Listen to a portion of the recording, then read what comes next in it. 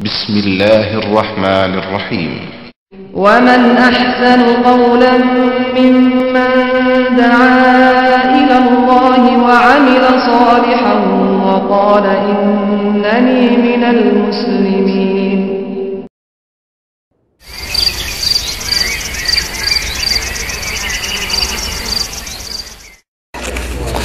الحمد لله نحمده ونستعينه ونستغفره ونؤمن به ونتوكل عليه ونعوذ بالله من شرور أنفسنا ومن سيئات أعمالنا من يهده الله فلا مضل له ومن يضلل فلا هادي له وأشهد أن لا إله إلا الله وأشهد أن محمدا عبده ورسوله.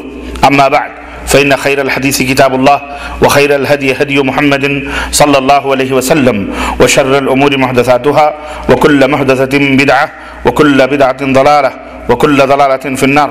قال الله تبارك وتعالى في كلامه المجيد: أعوذ بالله السميع العليم من الشيطان الرجيم. بسم الله الرحمن الرحيم. يا أيها الذين آمنوا اتقوا الله حق تقاته ولا تموتن إلا وأنتم مسلمون واعتصموا بحبل الله جميعا ولا تفرقوا. وقال تعالى في موضع آخر: قل إن كنتم تحبون الله فاتبعوني يحببكم الله ويغفر لكم ذنوبكم والله غفور رحيم. اللهم صل على محمد وعلى آل محمد كما صليت على إبراهيم وعلى آل إبراهيم إنك حميد مجيد. اللهم بارك على محمد وعلى آل محمد كما باركت على إبراهيم وعلى آل إبراهيم إنك حميد مجيد.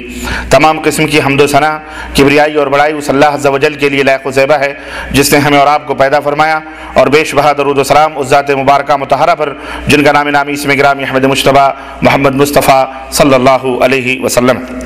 برادران اسلام، نوجوان دوستوں، بزرگوں اور بھائیوں، آج بتاریخ 11 ربیع الاول 1429 ہجری مطابق 19 مارچ سن 2008 عیسوی کے اس پروگرام میں جو المکتب التعاونی للدعوت والارشاد و توعیت الجالیات بگعہ کی طرف سے اس خوبصورت سے ایڈیٹوریم میں منعقد ہو رہا ہے، اس میں جس موضوع پر میں آپ حضرات سے گفتگو کرنے کا شرف حاصل کرنے جا رہا ہوں وہ موضوع ہے میلاد النبی کی شرعی حیثیت. اللہ عز و جل سے دعا ہے کہ اللہ تبارک و تعالی ہمیں اس عظیم اور اس اہم اور حساس موضوع پر بصیرت افروز دلائل اور براہین کے ساتھ بیان کرنے کی توفیق عطا فرمائیں، اور اللہ عز و جل ہم سب کو سن کر سمجھ کر عمل کرنے کی توفیق عطا فرمائے. آمین یا رب العالمین. دوستوں اور بھائیوں، وقت بڑا ہی قیمتی ہے اور بہت ہی کم بھی ہے، اور میں آپ حضرات کا زیادہ وقت لینا بھی نہیں چاہ رہا، کیونکہ مجھے بھی اسی رات فوری طور پر اس لیکچر کے بعد یہاں سے تقریباً 300-400 کلومیٹر رات میں اسی وقت الغات کے لیے بریدہ ہوتے ہوئے سفر کرنا ہے. اس لیے میں اپنے اس موضوع کو اختصار کے ساتھ بوربلا اور تفصیلی تمہید کے میں آپ حضرات کی خدمت میں رکھنے کی کوشش کر رہا ہوں. اللہ عز و جل سے دعا ہے کہ اللہ تبارک تعالی ہمیں اور آپ کو عمل کی توفیق عطا فرمائے. آمین یا رب العالمین. دوستوں اور بھائیوں، میلاد کس کو کہتے ہیں؟ میلاد یہ اصل میں عربی کا لفظ ہے، اور اس مقام اور اس زمانے اور اس وقت کو میلاد کہا جاتا ہے جہاں پر کوئی پیدا ہوتا ہے. جگہ جہاں کوئی پیدا ہوتا ہے اس جگہ کو مقام میلاد، پیدائش کی جگہ، اور زمانے کو بھی جو ہے زمن میلاد یعنی پیدا ہونے کا زمانہ کہا جاتا ہے. خاتم النبیین حضرت محمد الرسول اللہ صلی اللہ علیہ وسلم جہاں پیدا ہوئے اور جس زمانے میں پیدا ہوئے اسی کو میلاد النبی کے نام سے، نبی صلی اللہ علیہ وسلم کی جائے پیدائش یا وقت پیدائش، اس کا معنی اور مفہوم اور یہ ہے. نبی کریم صلی اللہ علیہ وسلم کہاں پیدا ہوئے؟ آپ سب جانتے ہیں کہ آپ صلی اللہ علیہ وسلم کی جائے پیدائش مکہ مکرمہ ہے، اور ابو یوسف کا وہ مقام ہے جہاں پر کچھ دنوں پہلے ایک عام مکتبہ لائبریری قائم تھی مکہ مکرمہ میں. وہی جگہ تھی جہاں نبی کریم صلی اللہ علیہ وسلم پیدا ہوئے، اور جس زمانے میں پیدا ہوئے، کون سی تاریخ تھی، کون سا وقت تھا، کون سا ٹائم تھا، اصل میں دن کے بارے میں تو کنفرم ہے کہ اللہ کے رسول یوم الاثنین یعنی سوموار یعنی پیر کے دن پیدا ہوئے. البتہ تاریخ میں کئی تاریخ آتی ہے کہ 12 ربیع الاول کو پیدا ہوئے یا 9 ربیع الاول کو پیدا ہوئے، ربیع الاول میں پیدا ہوئے یا رمضان میں پیدا ہوئے یا رجب میں پیدا ہوئے، اس تعلق سے، تاریخ کی تعلق سے کون سی تاریخ کو پیدا ہوئے، تمام اہل سیر اور مورخین کا اس تعلق سے اختلاف ہے۔ کچھ لوگ کہتے ہیں 12 ربیع الاول کو پیدا ہوئے، کچھ لوگ کہتے ہیں نہیں بلکہ 9 ربیع الاول کو پیدا ہوئے، اس تعلق سے اختلاف ہے۔ کچھ لوگ کہتے ہیں ربیع الاول میں پیدا ہوئے، کچھ لوگ کہتے ہیں ربیع الاخر میں پیدا ہوئے، کچھ لوگ کہتے ہیں رجب میں پیدا ہوئے، اس میں بھی اختلاف ہے۔ بہرحال لیکن اس میں سارے تاریخ دانوں اور مورخین اور اہل سیر کا اتفاق ہے کہ 12 ربیع الاول کو اللہ کے رسول صلی اللہ علیہ وسلم ضرور وفات پائے ہیں۔ 12 ربیع الاول کو اللہ کے نبی صلی اللہ علیہ وسلم کی موت ہوئی ہے اور آپ صلی اللہ علیہ وسلم اس دار فانی سے کوچ کر کے جو ہے اللہ کو پیارے ہوئے ہیں۔ البتہ انگریزی جو تاریخ ہے اس تاریخ میں یہ آتا ہے کہ آپ صلی اللہ علیہ وسلم اگست کے مہینے میں، کون سے مہینے میں؟ اگست کے مہینے میں پیدا ہوئے، جو 570 عیسوی کی تاریخ تھی۔ اگست کا مہینہ 570 عیسوی کی تاریخ تھی جس میں نبی کریم صلی اللہ علیہ وسلم پیدا ہوئے۔ میلاد کے تعلق سے وقتاً فوقتاً جب بھی یہ موسم آتا ہے 12 ربیع الاول کا، جس موسم میں ہم اور آپ سانس لے رہے ہیں، کل 12 ربیع الاول ہے اور ہمارے ملکوں کے اندر ہو سکتا ہے 1-2 دن کے بعد، بر صغیر میں، ہندوستان میں، پاکستان، بنگلہ دیش وغیرہ میں 1-2 دن کے بعد 12 ربیع الاول کی تاریخ آئے، لیکن جب بھی یہ موسم آتا ہے تو بہت سارے کتابچے اور بہت سارے پمفلیٹ اور بہت سارے تقریریں منظر عام پر آتی ہیں اور بہت سارے بیانات علماء دیتے ہیں، لیکن کچھ لوگ مخالفین ہیں، کچھ لوگ موافقین ہیں۔ مسئلہ جوں کا تو ہی رہتا ہے، کوئی واضح بات عوام کے سامنے نہیں آتی، اور جب کبھی کسی مسئلے پر علماء کے درمیان اختلاف ہوتا ہے اور علماء کے اندر اختلاف پیدا ہوتا ہے تو بیچارے عوام شش و پنچ میں رہ جاتے ہیں، حیران میں رہ جاتے ہیں کہ کس کی مانے اور کس کی نہ مانے۔ وہ کہہ رہے ہیں میلاد النبی منانا جائز ہے، کوئی کہہ رہا ہے میلاد النبی منانا بدعت ہے، کوئی کہہ رہا ہے کچھ، کوئی کہہ رہا ہے کچھ۔ عوام کی اکثریت یہ تمیز نہیں کر پاتی کہ کون سا راستہ صحیح ہے اور کون سا راستہ غلط ہے، تو پھر وہ حیران و شزدر کے عالم میں یہ ہوتا ہے کہ وہاں پر پلٹ کے چلے جاتے ہیں جہاں ان کی عقل کام کرتی ہے کہ ہمارے باپ دادا جیسے کرتے آئے ہیں ہم بھی ویسے کرتے رہیں گے، نہ مخالفین نہ موافقین۔ بعض لوگ اس سلسلے میں ضد اور ہٹ دھرمی پر بھی اتر آتے ہیں، اور جو لوگ عید میلاد النبی نہیں مناتے انہیں کافر اور نہ جانے کیا کیا کہتے ہیں۔ اہل حق جو علماء ہیں ان کا یہ فریضہ بنتا ہے کہ وہ امت کی ہر دور کے اندر رہنمائی کریں اور امت کو صحیح بات بتلائیں اور ابطال باطل کو باطل اور حق کو حق بیان کریں لوگوں کے سامنے، اور یہ ناگوار فریضہ بہرحال اہل حق علماء کو انجام دینا پڑتا ہے۔ آئے دن باطل پرست نت نئے دلائل اور براہین کے ذریعے سے لوگوں کو گمراہ کرتے ہیں، تو ضرورت اس بات کی ہے کہ اس کو بیان کیا جائے، اور ہماری یہ مجبوری ہوتی ہے کہ اگر ہم امت کو یوں ہی چھوڑ دیں کہ بھائی وہ اپنے مرضی کے مطابق جیسا چاہیں ویسا عمل کریں، یا یہ محاذ اگر ہم نہ سنبھالیں تو امت یقیناً شرک اور بدعت اور نہ جانے کن کن خرافات میں کھو جائے گی، بلکہ دین کا نقشہ ہی ایک طرح سے بدل جائے گا، اور وہ دین جو مکمل ہو چکا ہے، اتمام نعمت ہو چکی ہے، اللہ تبارک تعالیٰ نے الیوم اکملت لکم دینکم کی مہر لگا دی ہے کہ آج میں نے تمہارے دین کو مکمل کر دیا ہے۔ یہ بشارت اور یہ خوشخبری یہودیت اور مجوسیت کے راہوں پر چلی جا سکتی ہے، امت بھٹک سکتی ہے، اس لیے یہ ناگوار فریضہ انجام ہمیں دینا پڑتا ہے کہ ہم امت کو کے سامنے وہ باتیں رکھیں جو کتاب اللہ کی ہے، اور وہ باتیں رکھیں جو سنت رسول اللہ صلی اللہ علیہ وسلم کی ہے۔ اللہ تبارک تعالیٰ نے اس دنیا کے اندر ایسا نہیں ہے کہ سب کو اندھا رکھا ہے، بلکہ اللہ تبارک تعالیٰ نے اس دنیا کے اندر اہل حق کی جماعت کو قائم و دائم رکھا ہے، اور اللہ کے رسول صلی اللہ علیہ وسلم نے فرمایا ہے کہ لا تزال طائفۃ من امتی ظاہرین الحق، میری امت کی ایک جماعت ہمیشہ حق کے اوپر حق کو مضبوطی کے ساتھ پکڑے رہے گی، غالب رہے گی، یہاں تک کہ قیامت آ جائے گی، گالی دینے والے انہیں گالیاں دیں گے لیکن وہ ڈٹ کر دین اسلام کی تبلیغ اور صحیح دین کو دنیا کے سامنے پیش کرتے رہیں گے۔ اور الحمدللہ آج بھی ایسے لوگ اس دنیا کے اندر موجود ہیں۔ اہل علم سے ایک درخواست یہ بھی ہے، جو صاحب علم لوگ ہیں کہ وہ شرک اور بدعت جو ایک بہت بڑی خطرناک برائی ہے اور امت کے اندر پنپتی ہے اور امت کے اندر جڑ پکڑ چکی ہے، اس کو اپنا موضوع بنائے ہیں، موضوع سخن بنائیں۔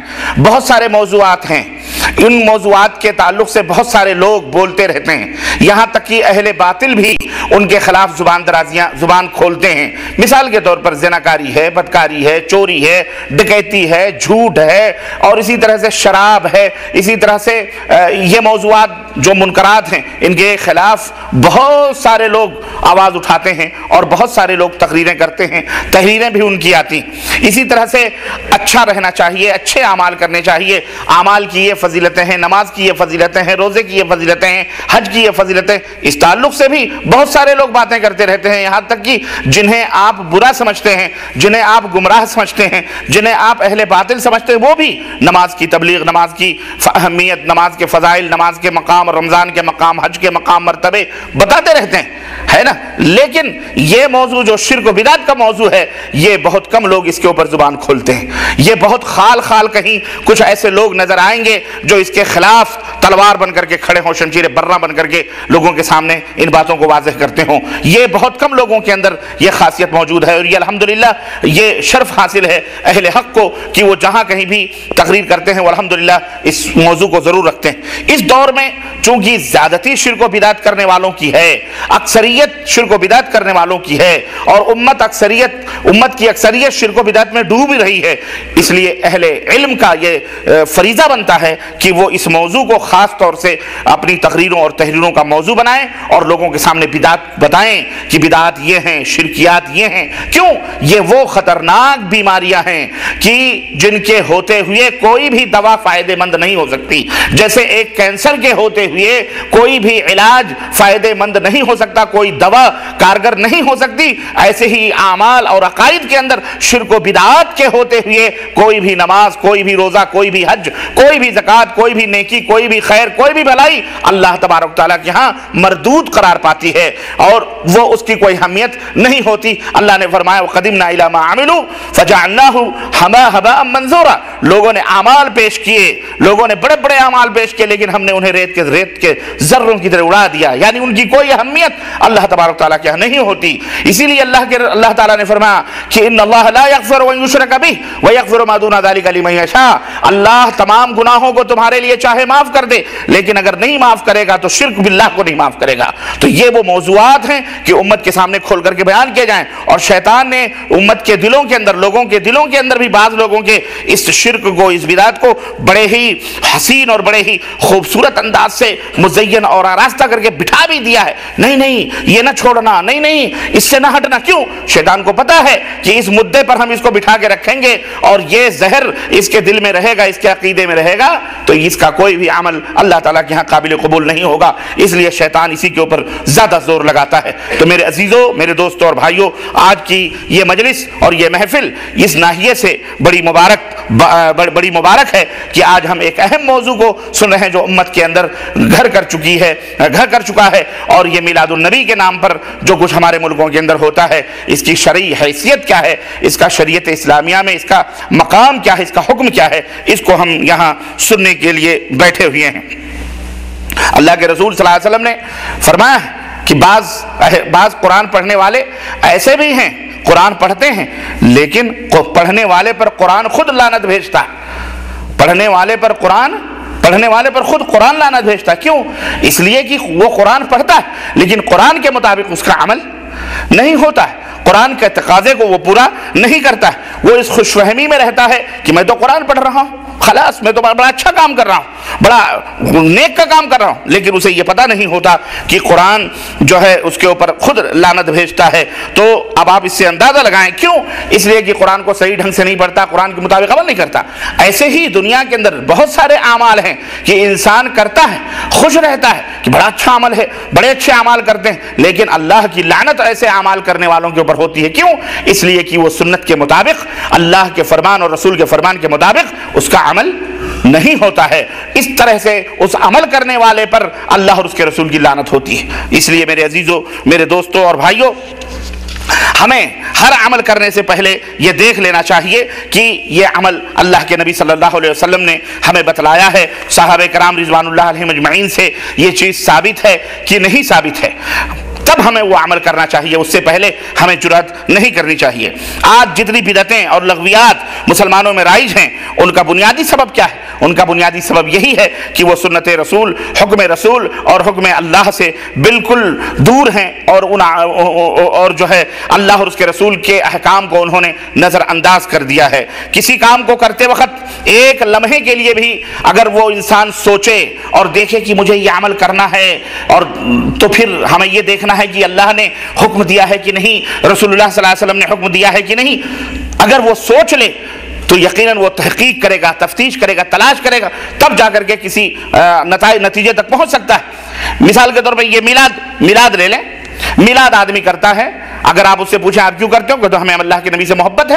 کہتے ہیں کہ جو عاشقان مصطفیٰ ہیں، عاشقان رسول ہیں، وہ میلاد مناتے ہیں، جو غداران رسول ہیں وہ جو ہے اس کی مخالفت کرتے ہیں۔ حالانکہ یہ جذبہ محبت کا اچھی چیز ہے، لیکن محبت کرنے کے اظہار کے جو طریقے ہیں وہ ہمیں دیکھنے پڑیں گے کہ وہ اظہار کرنے کا طریقہ کیا ہے۔ آدمی محبت کرتا ہے اپنی ماں سے، آدمی محبت کرتا ہے اپنی بیٹی سے، آدمی محبت کرتا ہے اپنی بیوی سے، آدمی محبت کرتا ہے اپنے بچوں سے، لیکن محبت کے اظہار کے سب کے طریقے کیا ہیں؟ بولو، الگ الگ ہیں۔ بیوی سے محبت کرنے کا محبت کرتا ہے لیکن اس کے اظہار کا طریقہ الگ ہے، ماں سے محبت کرتا ہے لیکن اس سے محبت کے اظہار کا طریقہ الگ ہے۔ یہ نہیں کہ جس طرح بیوی سے محبت کرتا ہے اور اس سے محبت کا اظہار کرتا ہے ایسے ہی وہ اپنی بیٹی سے بھی کرے گا۔ ہاں، محبت ہے یقیناً، لیکن اس کے اظہار کرنے کے جو طریقے ہیں اس کے اصول اور ضابطے ہیں۔ ایسے ہی آدمی کو اللہ سے محبت ہے، رسول سے محبت ہے، صالحین سے محبت ہے، آدمی کو نیکوکاروں سے محبت ہے، لیکن یہ درجات ہیں، یہ فرق ہیں۔ اللہ سے محبت کرنے کا حکم، رسول سے محبت کرنے کا حکم سب کو دیا گیا ہے، لیکن اور ہم سب کرتے ہیں الحمدللہ، لیکن ان سے اظہار کا تعلق، جہاں تک اظہار کرنے کا جو تعلق ہے وہ مختلف ہے۔ اللہ سے محبت کرنے اظہار کا تعلق الگ ہے۔ ہم اللہ سے محبت کرتے ہیں، اس کے اظہار کا تعلق، اس کے اظہار کا طریقہ یہ ہے کہ ہم اللہ کا شکر ادا کرتے ہیں، ہم اللہ کے لیے سجدہ کرتے ہیں، ہم اللہ رب العزت کی حمد و ثنا کرتے ہیں، ہم اللہ کے لیے رکوع کرتے ہیں، ہم اللہ کے لیے نماز ادا کرتے ہیں، ہم اللہ کے لیے حج کرتے ہیں، ہم اللہ کے لیے زکوٰۃ دیتے ہیں، ہے کہ نہیں؟ اب آدمی اولیاء صالحین سے بھی محبت کرتا ہے، اب وہ کہے کہ ہم تو جناب علی ہم ویسے ہی محبت کرتے ہیں، جو اللہ سے بھی محبت کرتے ہیں، ان سے محبت کرتے ہیں۔ اب اولیاء اور صالحین سے محبت کے اظہار کا طریقہ کہ ہم ان کے لیے سجدہ کریں گے، ہم ان کے لیے رکوع کریں گے، ہم ان کے لیے زکوٰۃ دیں گے، ہم ان کے لیے یہ کریں گے، ہم ان کے ساتھ روئیں گے، گڑگڑائیں گے، ان کو پکاریں۔ یہ اظہار کا طریقہ غلط ہے یا صحیح ہے؟ بولو، غلط ہے۔ کیوں؟ یہ طریقہ اظہار کا اللہ کے لیے، جو اللہ کے لیے خاص ہے، اللہ کے غیر اللہ کے لیے یہ خاص، یہ غیر اللہ کے لیے نہیں کیا جا سکتا۔ تو ایسے ہی مثال کے ذریعے سمجھیے کہ ماں، باپ، بہن، بیٹی، بیوی، سب سے محبت کرتا ہے آدمی، لیکن ہر ایک سے محبت کے اظہار کا جو طریقہ ہوتا ہے وہ جدا جدا ہوتا ہے، الگ الگ ہوتا ہے۔ اگر خلط ملط کرے تو پھر کیا ہوگا؟ یہیں پر گنہگار ہوگا وہ۔ بیوی سے اظہار محبت کا جو طریقہ ہے، بیٹی سے کہے، اپنی بیٹی سے کہے بیٹی آئی لو یو، تو دنیا جوتے مارے گی، بے غیرت، تجھے آئی لو یو کہنا تھا، تیری بیٹی ملی تھی، تیری بہن ملی تھی، ہے کہ نہیں؟ اس لیے میرے عزیزو، جہاں جہاں جو ہے اس کو وہیں رکھا جائے۔ آج دیکھا دیکھی بہت ساری چیزیں ہوتی ہیں، یہودیوں کو، نصرانیوں کو اور دنیا والوں کو دیکھا کہ جو جناب علی کرسمس مناتے ہیں کون لوگ؟ نصرانی لوگ، اور بہت بڑا اپنے تئیں جشن کرتے ہیں۔ دیکھو جن جگہوں پر کرسچن ہوتے ہیں وہاں جو کرسمس ڈے منایا جاتا ہے، حضرت عیسیٰ کی برتھ ڈے منائی جاتی ہے، کیا کیا جشن اور کیا کیا خرافات ہوتے ہیں۔ آپ یہ دیکھیں، اسی طرح سے ہندو لوگ جو ہے یہ رام نومی مناتے ہیں، ان کے ہاں بھی جشن کا ایک طریقہ ہے، اور وہ اپنی دیوی دیوتاؤں سے محبت کا وہ اظہار کرتے ہیں۔ اسی طرح سے آپ یہ دیکھیں کہ جین مذہب کے لوگ یہ مہاویر جینتی مناتے ہیں، مہاویر جینتی ڈے مناتے ہیں۔ اسی طرح سے جذباتی طور پر ہر مذہب والا اپنے بڑوں کے لیے جنم دن مناتا ہے۔ جب دیکھا گیا کہ جناب سب لوگ منا رہے ہیں تو مسلمانوں بھی سوچا بھی سب اپنے بڑے لوگوں کا ڈے منا رہے ہیں تو ہم بھی اپنے بڑے کا ڈے منائیں، ہم بھی محمد رسول اللہ صلی اللہ علیہ وسلم کا ڈے منائیں، ہم ان کا برتھ ڈے منا رہے ہیں، عید میلاد النبی کے نام سے، نعوذ باللہ۔ یہ جذباتی طور پر ایک محبت ہے جس کو بہرحال اب اس کے لیے اظہار کا اس کا طریقہ یہ اپنایا گیا، قوالیاں ہیں اور نظم ہیں اور غلو قسم کے نعت ہیں اور جشن ہیں اور سبیلیں لگائی جا رہی ہیں، جلوس نکالے جا رہے ہیں، اور جناب علی جھنڈے ہیں اور نہ جانے کیا کیا الا بلا۔ آپ جانتے ہیں کہ آج ہی سے ہمارے ملکوں میں ایک مہینے سے ہی تیاریاں شروع ہو گئی ہوں گی، چوک سجائے جا رہے ہوں گے، مسجدیں روشن کی جا رہی ہوں گے، قمقمے لگائے جا رہے ہوں گے، باقاعدہ بچوں کو ڈرامہ کروایا جا رہا ہوگا، سجایا جا رہا ہوگا۔ اب 12 ربیع الاول جب آئے گا، تاریخ آئے گی، اونٹ نکلیں گے، کاریں نکلیں گی، گاڑیاں نکلیں گی، ٹرک نکلیں گے، لوگ بھر کر کے اور جھنڈے لے کر کے جناب ٹریفک جام، بھوکے کوئی مرے چاہے کوئی لڑے چاہے کچھ بھی ہو، ٹریفک جام ہے۔ حضرت بلال حبشی اعوذ باللہ لعنت اللہ علی الکاذبین، جھوٹ بولنے والے پر اللہ کی لعنت ہو۔ میں نے اپنی آنکھوں سے دیکھا، ایک دفعہ میری فلائٹ تھی، میں پڑھنے کے لیے مدینہ یونیورسٹی آ رہا تھا، اسی تاریخ کو میری فلائٹ تھی اور میں نے دیکھا کہ میں مالونی سے اپنے بھائی کے گھر سے نکلا اور ٹریفک جام، اتنی جام، اور میں نے اپنی آنکھوں سے دیکھا، اعوذ باللہ کی آنکھوں سے آنسو اچھل پڑے، اللہ اکبر، کی ایک ہاتھ گاڑی ہوتی ہے جس کو ٹھیلا کہتے ہیں، ٹھیلے کو لمبی سی ہاتھ گاڑی ہوتی ہے، اس کے اوپر نبی کریم صلی اللہ علیہ وسلم کا ایک گنبد خضرا بنایا ہوا ہے، اور جناب علی حضرت اور ایک آدمی موٹا مسنڈا خوب چکنا صفا چٹ، بال بھی سب کچھ، داڑھی وہ سب چٹ، اس کے اوپر کالی پینٹ لگائی ہوئی ہے اور اس کو جناب علی چمڑے کا ایک اتنا کمر تک ایک چمڑے کا اس کی صدری پہنائی ہوئی ہے اور چمڑے کا ایک لباس پہنایا ہوا ہے، اور ہاتھ گاڑی کے اوپر میں رسی باندھ کر کالی سی اس کو جو ہے گردن میں ڈالی ہوئی ہے، اور آگے 2 3 اونٹ ہیں، اس کے اوپر ایک بزرگ ہیں سعودی لباس پہنے ہوئے، 2 بچے ہیں ہاتھوں میں تسبیح لٹکا کر کے، اور آگے کاریں اور جھنڈے اور بینرز، اور پیچھے یہ جو ہے ٹھیلا گھسیٹتے ہوئے یہ گنبد خضرا چل رہا ہے۔ تصور دیا جا رہا ہے کہ یہ بلال حبشی ہیں جو نبی کریم صلی اللہ علیہ وسلم کے غلام تھے۔ استغفر اللہ، یہ مسلمان ہیں جنہیں دیکھ کے شرمائے یہود اس پہ نعرے لگتے ہیں، یہ بلال حبشی تھے، یہ شخص بلال حبشی ہے، اعوذ باللہ، جس کا کردار ادا کر رہا ہے وہ بلال حبشی، جس کا مقام اور مرتبہ اللہ کے نبی فرماتے ہیں کہ جب معراج کی رات میں جنت کی سیر کر رہا تھا، اے بلال میں نے تیرے قدموں کی آہٹ اپنے آگے سنی ہے، وہ بلال حبشی آج اس کی نقالی کر رہے ہیں گنبد خضرا اٹھا کر کے۔ آپ دیکھیے اس کا طواف ہوتا ہے، نظر و نیاز چڑھائے جاتے ہیں، لوگ تبرک حاصل کرتے ہیں، لوگ اس کو چومتے ہیں، دھلتے ہیں، کیا عورتیں مرد سب خرافات کرتے ہیں۔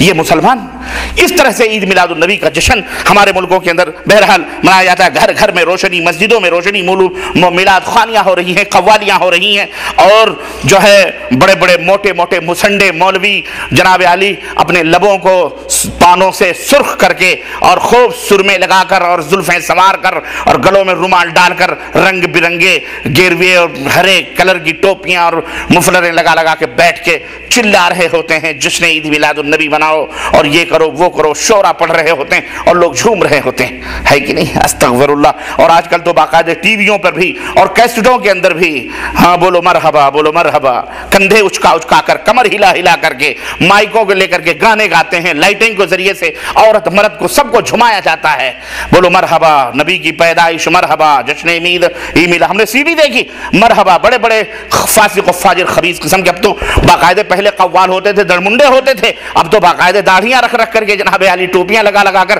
مولویوں کی شکل و صورتیں اپنا کر پڑھ رہے ہیں، بولو مرحبا، جھنڈے لہرائے جا رہے ہیں اور کندھے، اور آگے ایک آدمی نعت پڑھتا ہے، پیچھے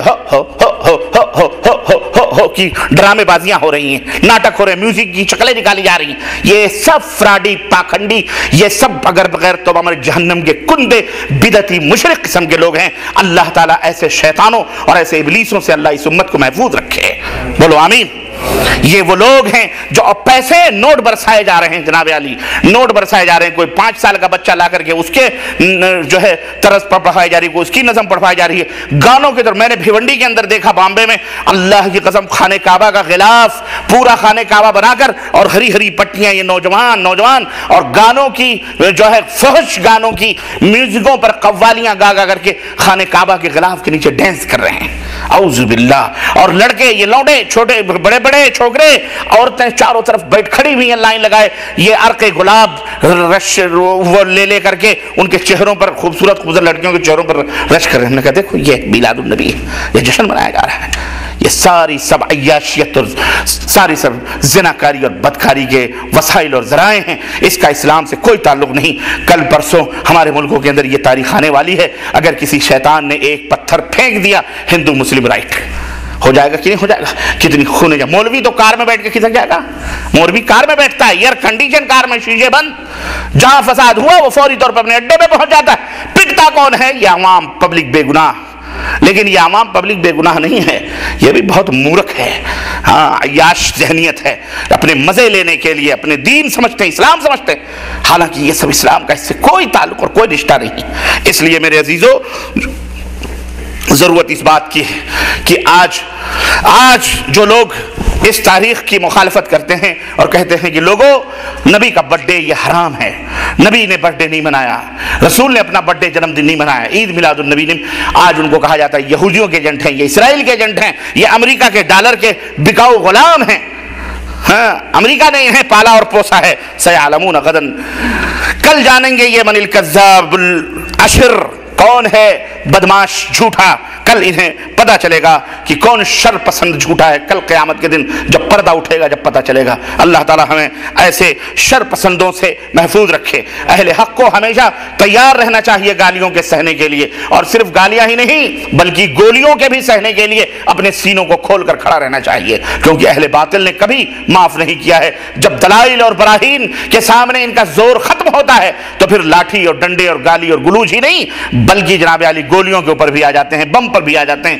اور مار دھاڑ کے اوپر آ جاتے ہیں۔ اہل حق کو چاہیے کہ ہرگز ہرگز ہرگز ہرگز عقیدے سے کبھی سودا نہیں ہو سکتا، عقیدے اور منہج سے کبھی سودا، ایمان سے سودا نہیں ہو سکتا ہے، کبھی بھی اس سے تنازل نہیں ہو سکتا۔ ڈٹ کر دنیا کے سامنے بھلے زمانہ دشمن ہو جائے، بھلے لوگوں کی سلوٹیں آئیں، پیشانیوں پر سلوٹیں آئیں، ان کی پرواہ کیے بغیر توحید کے مسئلے کو واضح طور پر بیان کریں، شرک اور بدعات کے مسئلے کو واضح طور پر بیان کریں، اور چیخ چیخ کر لوگوں کو بتلائیں کہ یہ شرک ہے، یہ بدعت ہے، اس کا نہ دلیل ثبوت قرآن میں ہے نہ اس کی دلیل ثبوت احادیث میں ہے، یہ تمام سب اسلام سے خلاف چیزیں ہیں، تاکہ امت کے حساس طبقے کے لوگ جو جنت میں جانا چاہتے ہیں، جنہیں اللہ کا خوف ہے، وہ بچ سکیں، جن کے دلوں میں اللہ کی محبت ہے، اور جنہیں جہنم مقدر ہے وہ تو جہنم میں جائیں گے۔ انک لا تہدی من احببت ولکن اللہ یہدی من یشاء، ہاں تم جس کو چاہو ہدایت دینا تم نہیں دے سکتے، اللہ جس کو ہدایت دینا چاہتا ہے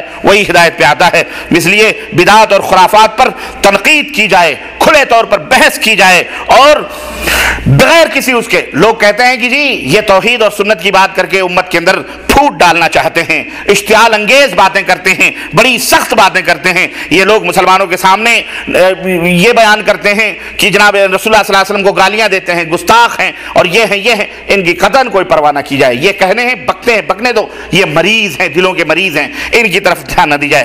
میرے عزیزو حقیقت یہ ہے کہ آج امت جو مختلف ٹکڑیوں میں بٹی ہوئی ہے، اس کے انتشار کا اور اختلاف کا ایک ہی سبب ہے، اور اس کے اتحاد کی بھی ایک ہی بنیادی وجہ ہے۔ افتراق اور انتشار کا ایک سبب یہ ہے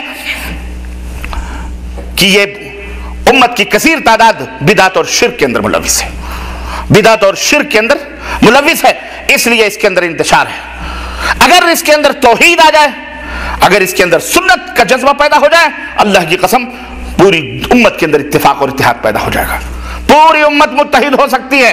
اگر اس کے سینے سے شرک اور بدعت کی غلاظتیں صاف ہو جائیں، صرف سنت اور توحید کی محبت آ جائے، متفق ہو جائیں گے۔ لیکن جب تک یہ غلاظتیں رہیں گی، جب تک یہ جراثیم رہیں گے، امت کبھی بھی متفق ہو سکتی؟ بولو ہاں، لاکھ کلمہ پڑھا لو، لاکھ نماز پڑھا لو، لاکھ روزے رکھوا لو، صدقے کروا لو، حج کروا لو، سب کچھ کروا لو، لاگ لپیٹ کروا لو، ایک پلیٹ فارم پہ جمعیت تحریکیں بنا لو، تنظیمیں بنا لو، کبھی یہ متفق نہیں ہو سکتے جب تک بدعت اور شرک کا ان کے اندر یہ جراثیم رہیں گے۔ قوم سیسا پلائی ہوئی دیوار اس وقت بنے گی جب اس کے سینوں کے اندر بدعت اور خرافات ان کے سینوں سے دور ہوں گے، اور سنت رسول صلی اللہ علیہ وسلم کی محبت ان کے سینوں کے اندر آئے گی۔ اور جہاں تک نبی کریم صلی اللہ علیہ وسلم سے اور اولیاء کرام سے عقیدت و محبت کا تعلق ہے، تو یہ اچھی طرح میرے عزیزو جان لینا چاہیے کہ یہ عقیدت و محبت انہی خطوط پر اور انہی گائیڈ لائنوں کے اوپر ہونی چاہیے جو اللہ اور اس کے رسول نے ہمیں بتلائے ہیں۔ خود ساختہ محبت کا مظاہرہ کرنا، اپنے بنائے ہوئے انداز سے محبت کا اظہار کرنا، یہ اللہ اور اس کے رسول کے ہاں جو ہے یہ قابل قبول نہیں ہے، یہ شیطان کے آلے کار بننے والے لوگ ہیں۔ میلاد کے تعلق سے بہت ساری باتیں آپ نے سنی ہوں گی، اور میں نے ابھی بتایا کہ میلاد کی حقیقت یہ ہے، زمانے سے بھی اس کا تعلق ہے، جگہ کا بھی تعلق ہے۔ نبی کریم صلی اللہ علیہ وسلم کے میلاد کے تعلق سے ہمارے ملکوں میں جو کچھ بھی ہوتا آپ سب کو معلوم ہے۔ چند شبہات اور چند شکوک ہیں، چند اس کے وجوہات ہیں جس کی طرف لوگ جو ہے جس کی وجہ سے دلیل دیتے ہیں کہ جناب ہم میلاد اس وجہ سے مناتے ہیں، ہم میلاد اس وجہ سے مناتے ہیں۔ اولاً یہ بات اچھی طرح سے ہمیں اور آپ کو سمجھ لینی چاہیے کہ اس کا ثبوت نہ قرآن میں ہے نہ حدیث میں، اور نہ ہی سلف سے ثابت ہے، نہ ہی کسی امام سے ثابت ہے، نہ کسی محدث سے ثابت ہے۔ یہ پیداوار کب کی ہے؟ یہ علامہ سیوطی رحمۃ اللہ علیہ ان کی کتاب، علامہ سیوطی نے اپنی کتاب الحاوی میں یہ بات ذکر کی ہے کہ یہ 7ویں صدی کی پیداوار ہے۔ کس صدی کی؟ 7ویں صدی کی یہ پیداوار ہے۔ ایک شخص، ایک بادشاہ تھا جس کا نام تھا الملک المظفر، اس کا نام تھا، جس نے اس بدعت کو ایجاد کیا، اور اس دور کا ایک ابو الخطاب بن دحیہ محدث اپنے آپ کو کہلانے والا جھوٹا محدث تھا۔ اس نے ایک کتاب لکھی التنویر فی مولد البشیر النذیر، یہ کتاب لکھی عربی زبان میں، اور ملک المظفر کو کی خدمت میں پیش کیا کہ نبی کریم صلی اللہ علیہ وسلم کی ولادت باسعادت کے موضوع پر یہ بڑی بے مثال کتاب ہے۔ تو اس نے جب دیکھا تو اس نے 1000 کی دینار کی سونے کے دینار ایک کی تھیلی اسے بطور انعام اس نے پیش کی۔ اس نے جب اس میلاد النبی کو ایجاد کیا 7ویں صدی ہجری میں، تو اس کا طریقہ کار کیا تھا، اس نے کس طرح سے اس کو منایا، وہ بھی آپ سماعت فرمائیں۔ علامہ سیوطی رحمۃ اللہ علیہ نے اپنی کتاب میں اس حقیقت کو لکھا ہے کہ اس نے بہت بڑا میدان میں خیمہ لگوایا، ہزاروں لوگوں کو، اپنے ملک اور سلطنت کے لوگوں کو اس کے اندر جمع کیا۔ اب آپ دیکھیں کہ کیا کیا کھانے کا انتظام ہوا۔ تقریباً 5000 بکرے ذبح کروا کر انہیں کوئلوں کے اوپر بھنایا گیا۔ کتنے؟ اس زمانے میں 7ویں صدی ہجری میں، آپ 16ویں 15ویں صدی ہجری میں 8 7 15 800 برس ہو گئے۔ 5000 بکرے کوئلوں کے اوپر خیمے کے سامنے بھنوائے گئے۔ 10,000 مرغیاں ذبح کروا کر انہیں دسترخوان پہ سجایا گیا، اور تقریباً 100 گھوڑے ذبح کروائے گئے۔ کتنے؟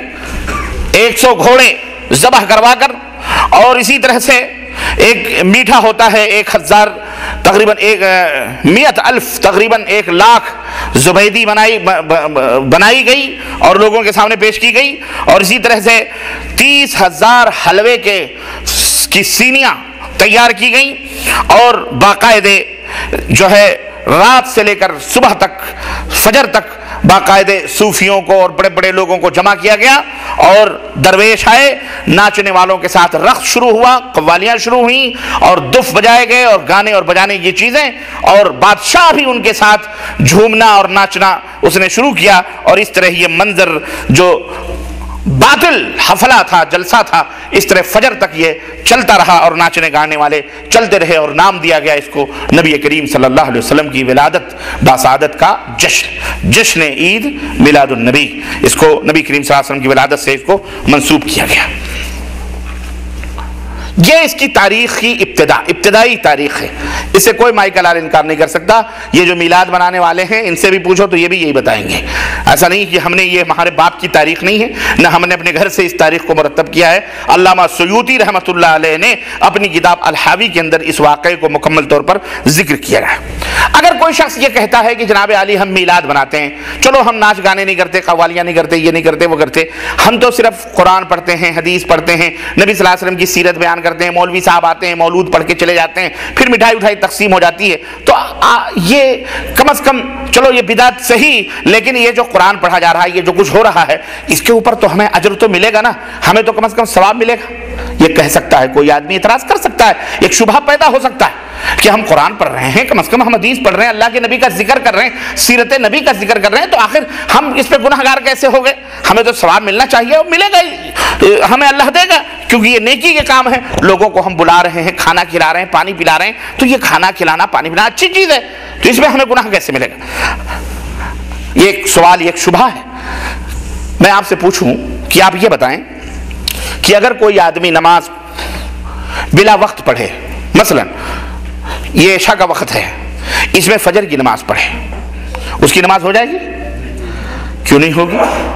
اذان دے رہا ہے، قرآن پڑھ رہا ہے، رکوع کر رہا ہے، سجدے کر رہا ہے، آپ کہو گے نہیں ہوگی، ہے کہ نہیں؟ خانہ کعبہ کا طواف ہمارے اوپر، ہم جب جائیں تو وہاں پہ خانہ کعبہ کا طواف کریں، حج میں ہمارے اوپر فرض ہے، واجب ہے، رکن ہے، لیکن ہم حج کے علاوہ، ہم حج کا جو موسم ہے اس کے علاوہ دوسرے ٹائم میں ہم جا کر کے خانہ کعبہ کا طواف کریں، سعی کریں، منی جائیں، عرفات جائیں، مزدلفہ جائیں، آپ بتائیں ہمارا، اور آ کر کے کہیں جی ہم نے تو حج کے پورے اعمال کر لیے، ہمارا حج ہو گیا، حج ہوگا اس کا؟ بولو نہیں ہوگا۔ کیوں؟ اس لیے کہ آپ کہو کہ تیرا عمل صحیح ہے، طواف کیا صحیح ہے، صحیح کیا صحیح ہے، منی گیا صحیح ہے، قربانی کیا صحیح ہے، عرفات گیا، سب کچھ صحیح ہے، لیکن یہ بے ٹائم ہے۔ کیا ہے یہ؟ حج کا وقت نہیں تھا، حج کا موسم نہیں تھا، حج کی تاریخ نہیں تھی، حج کا ڈیٹ نہیں تھا، اس لیے یہ تو نے بے موسم کیا ہے، اس لیے یہ اعمال کیا ہے؟ اس کے اوپر نہ کوئی ثواب میں، تمہیں کوئی ثواب کی امید اس سے نہیں کرنی چاہیے، اور نہ ہی تمہارا یہ فریضہ ادا ہوا، نہ ہی تمہارا کو، اگر تم نے جان بوجھ کر کے ایسا کیا ہے کہ نہیں ہمارا حج ہو گیا، تو نعوذ باللہ تم کافر بھی ہو سکتے ہو، کیونکہ اللہ اور اس کے رسول نے حج کے ٹائم مقرر کیے ہیں، وقت مقرر کیے ہیں۔ اسی طرح صفا مروہ کے علاوہ کہیں کوئی جا کر کے دوسری گلی کا صحیح کر کے آ جائے اور ویسے ہی صحیح کرے جیسے کہ صفا مروہ کی صحیح کی جاتی ہے، اور کہے جناب ہم نے تو صحیح کر لی، آپ کہو گے اس کی صحیح ہے؟ نہیں، کیوں؟ اس لیے کہ اللہ اور اس کے رسول نے جس مقام کی صحیح کی اجازت دی ہے، تم نے اس مقام کی صحیح نہیں کری، اس لیے تمہاری صحیح درست، چلے تم خانہ کعبہ کے اندر دوڑ دھوپ لو، اگر تم نے اس مقام کے اندر جو صحیح کی جگہ بنی ہوئی ہے اگر وہاں صحیح نہیں کری تو تمہاری صحیح درست نہیں ہوگی۔ تو اسی طرح سے میرے عزیزو، جس طرح سے ابھی آپ نے بتایا کہ خانہ کعبہ کے ارد گرد اگر کوئی طواف نہ کرے، کسی گھر کا طواف کر لے تو اس کا طواف ہو جائے گا؟ نہیں ہوگا۔ تو جس طرح سے یہ تمام نیکیوں کے اعمال بغیر نبی کریم صلی اللہ علیہ وسلم کی، اللہ اور اس کے رسول کے تعلیم کے خلاف اگر کوئی شخص کرتا ہے اور اس کے اوپر کوئی اس کو اجر اور ثواب نہیں ملتا، اسی طرح سے یہ تمام اعمال اللہ اور اس کے رسول کی تعلیم کے خلاف کیے جائیں گے تو اس کا ثواب اور اجر بولو نہیں ملے گا۔ چاہے تم ایک نہیں 10 قرآن معلوم میلاد النبی کے نام پر ختم کرو، چاہے تم کچھ بھی کرو، اس کا کوئی ثواب اور اجر تم کو نہیں ملنے والا ہے۔ کیوں؟ اس لیے کہ اللہ اور اس کے رسول نے اس طرح اپنی عبادت، اللہ نے اپنی عبادت کرنے کا یہ طریقہ نہیں بتلایا، نبی کریم صلی اللہ علیہ وسلم نے اس طریقے سے اللہ کو راضی اور خوش نہیں کیا۔ تو جس طرح بغیر اوقات مقررہ کے اور بغیر کسی اس کے آپ یہ اعمال کر کے اجر اور ثواب کے مستحق نہیں ہو سکتے، اسی طرح سے میرے عزیزو یہ تمام سب چیزیں کر کے بھی آپ ثواب کی امید نہ رکھیں۔ کیوں؟ اس لیے کہ اللہ کے رسول صلی اللہ علیہ وسلم نے فرمایا من احدث فی امرنا ھذا ما لیس منہ فہو رد، ہمارے لائے ہوئے اس دین میں جس نے کسی نئی بات کا اضافہ کیا فہو رد، تو وہ مردود ہے۔ وہ کیا ہے؟ چاہے آپ 1 لاکھ قرآن پڑھیں چاہے 10 لاکھ قرآن پڑھیں، اگر اس سنت کے مطابق نہیں ہے تو اس کا کوئی فائدہ آپ کو نہیں۔ آئیے میلاد منانے کے چند جو شبہات ہیں موٹے مختصر طور پر آپ کے سامنے، آپ کی خدمت میں مختصراً رکھوں اور ان کا رد بھی آپ کی خدمت میں رکھوں تاکہ میں اپنی موضوع کو ختم کروں۔ 5 عظیم شبہات ہیں جو کہ ان کے ہاں پائے جاتے ہیں اور جس بیس پر میلاد النبی منائی جاتی ہے۔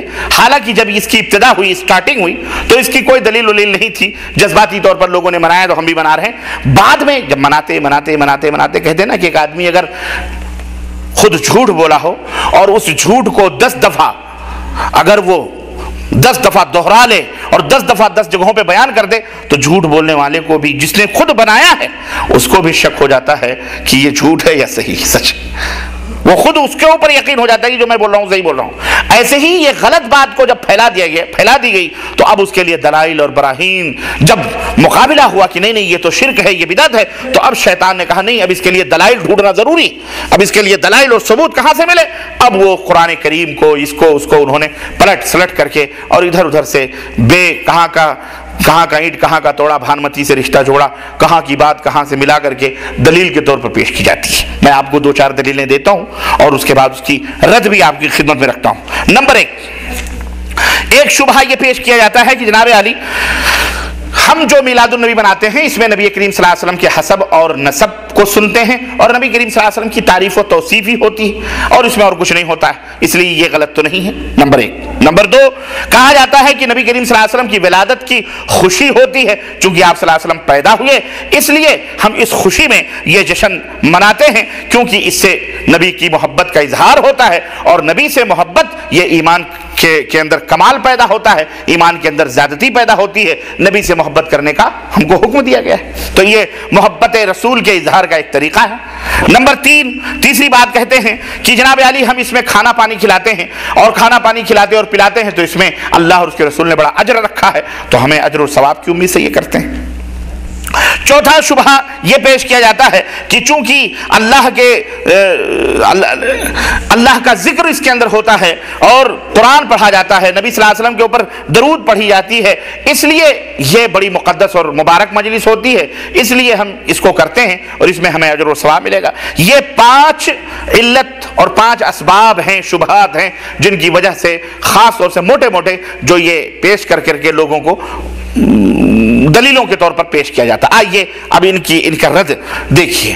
جہاں تک میرے عزیزوں نمبر 1 کہ جب یہ کہا جاتا ہے کہ نبی صلی اللہ علیہ وسلم کی عادات، نبی صلی اللہ علیہ وسلم کی سنتیں، نبی صلی اللہ علیہ وسلم کے حسب اور نسب کو ہم اس میں سنتے ہیں، مولانا کو بلا کر کے سال میں 1 دفعہ ہم سنتے ہیں اور ہمیں اس سے فائدہ ہوتا ہے، تو میں عرض یہ کروں گا، اس کا جواب یہ ہے کہ جہاں تک نبی کریم صلی اللہ علیہ وسلم کی ولادت کی یادگار کا مسئلہ ہے میرے عزیزوں، اور نبی کریم صلی اللہ علیہ وسلم کی یاد کا مسئلہ ہے کہ ہمیں نبی کریم صلی اللہ علیہ وسلم کی یاد آتی ہے، اس لیے ہم اس کو مناتے ہیں۔ میں یہ سمجھتا ہوں کہ ایک بے غیرت میں سمجھتا ہوں کہ ایماندار آدمی ایسی بات نہیں کر سکتا۔ کیوں؟ اس لیے کہ ایک مومن آدمی جو واقعی مسلمان ہے، اسے نبی کریم صلی اللہ علیہ وسلم سال میں 1 ہی دفعہ یاد آئیں گے؟ بولو، اگر وہ مومن ہے تو سال میں 1 ہی دفعہ یاد آئیں گے؟ میں تو کہتا ہوں اللہ اکبر، ایک مومن آدمی روزانہ ایک دفعہ نہیں، قدم قدم پر اپنے نبی حضرت محمد رسول اللہ صلی اللہ علیہ وسلم کو یاد کرتا ہے، وہ بھول ہی نہیں سکتا۔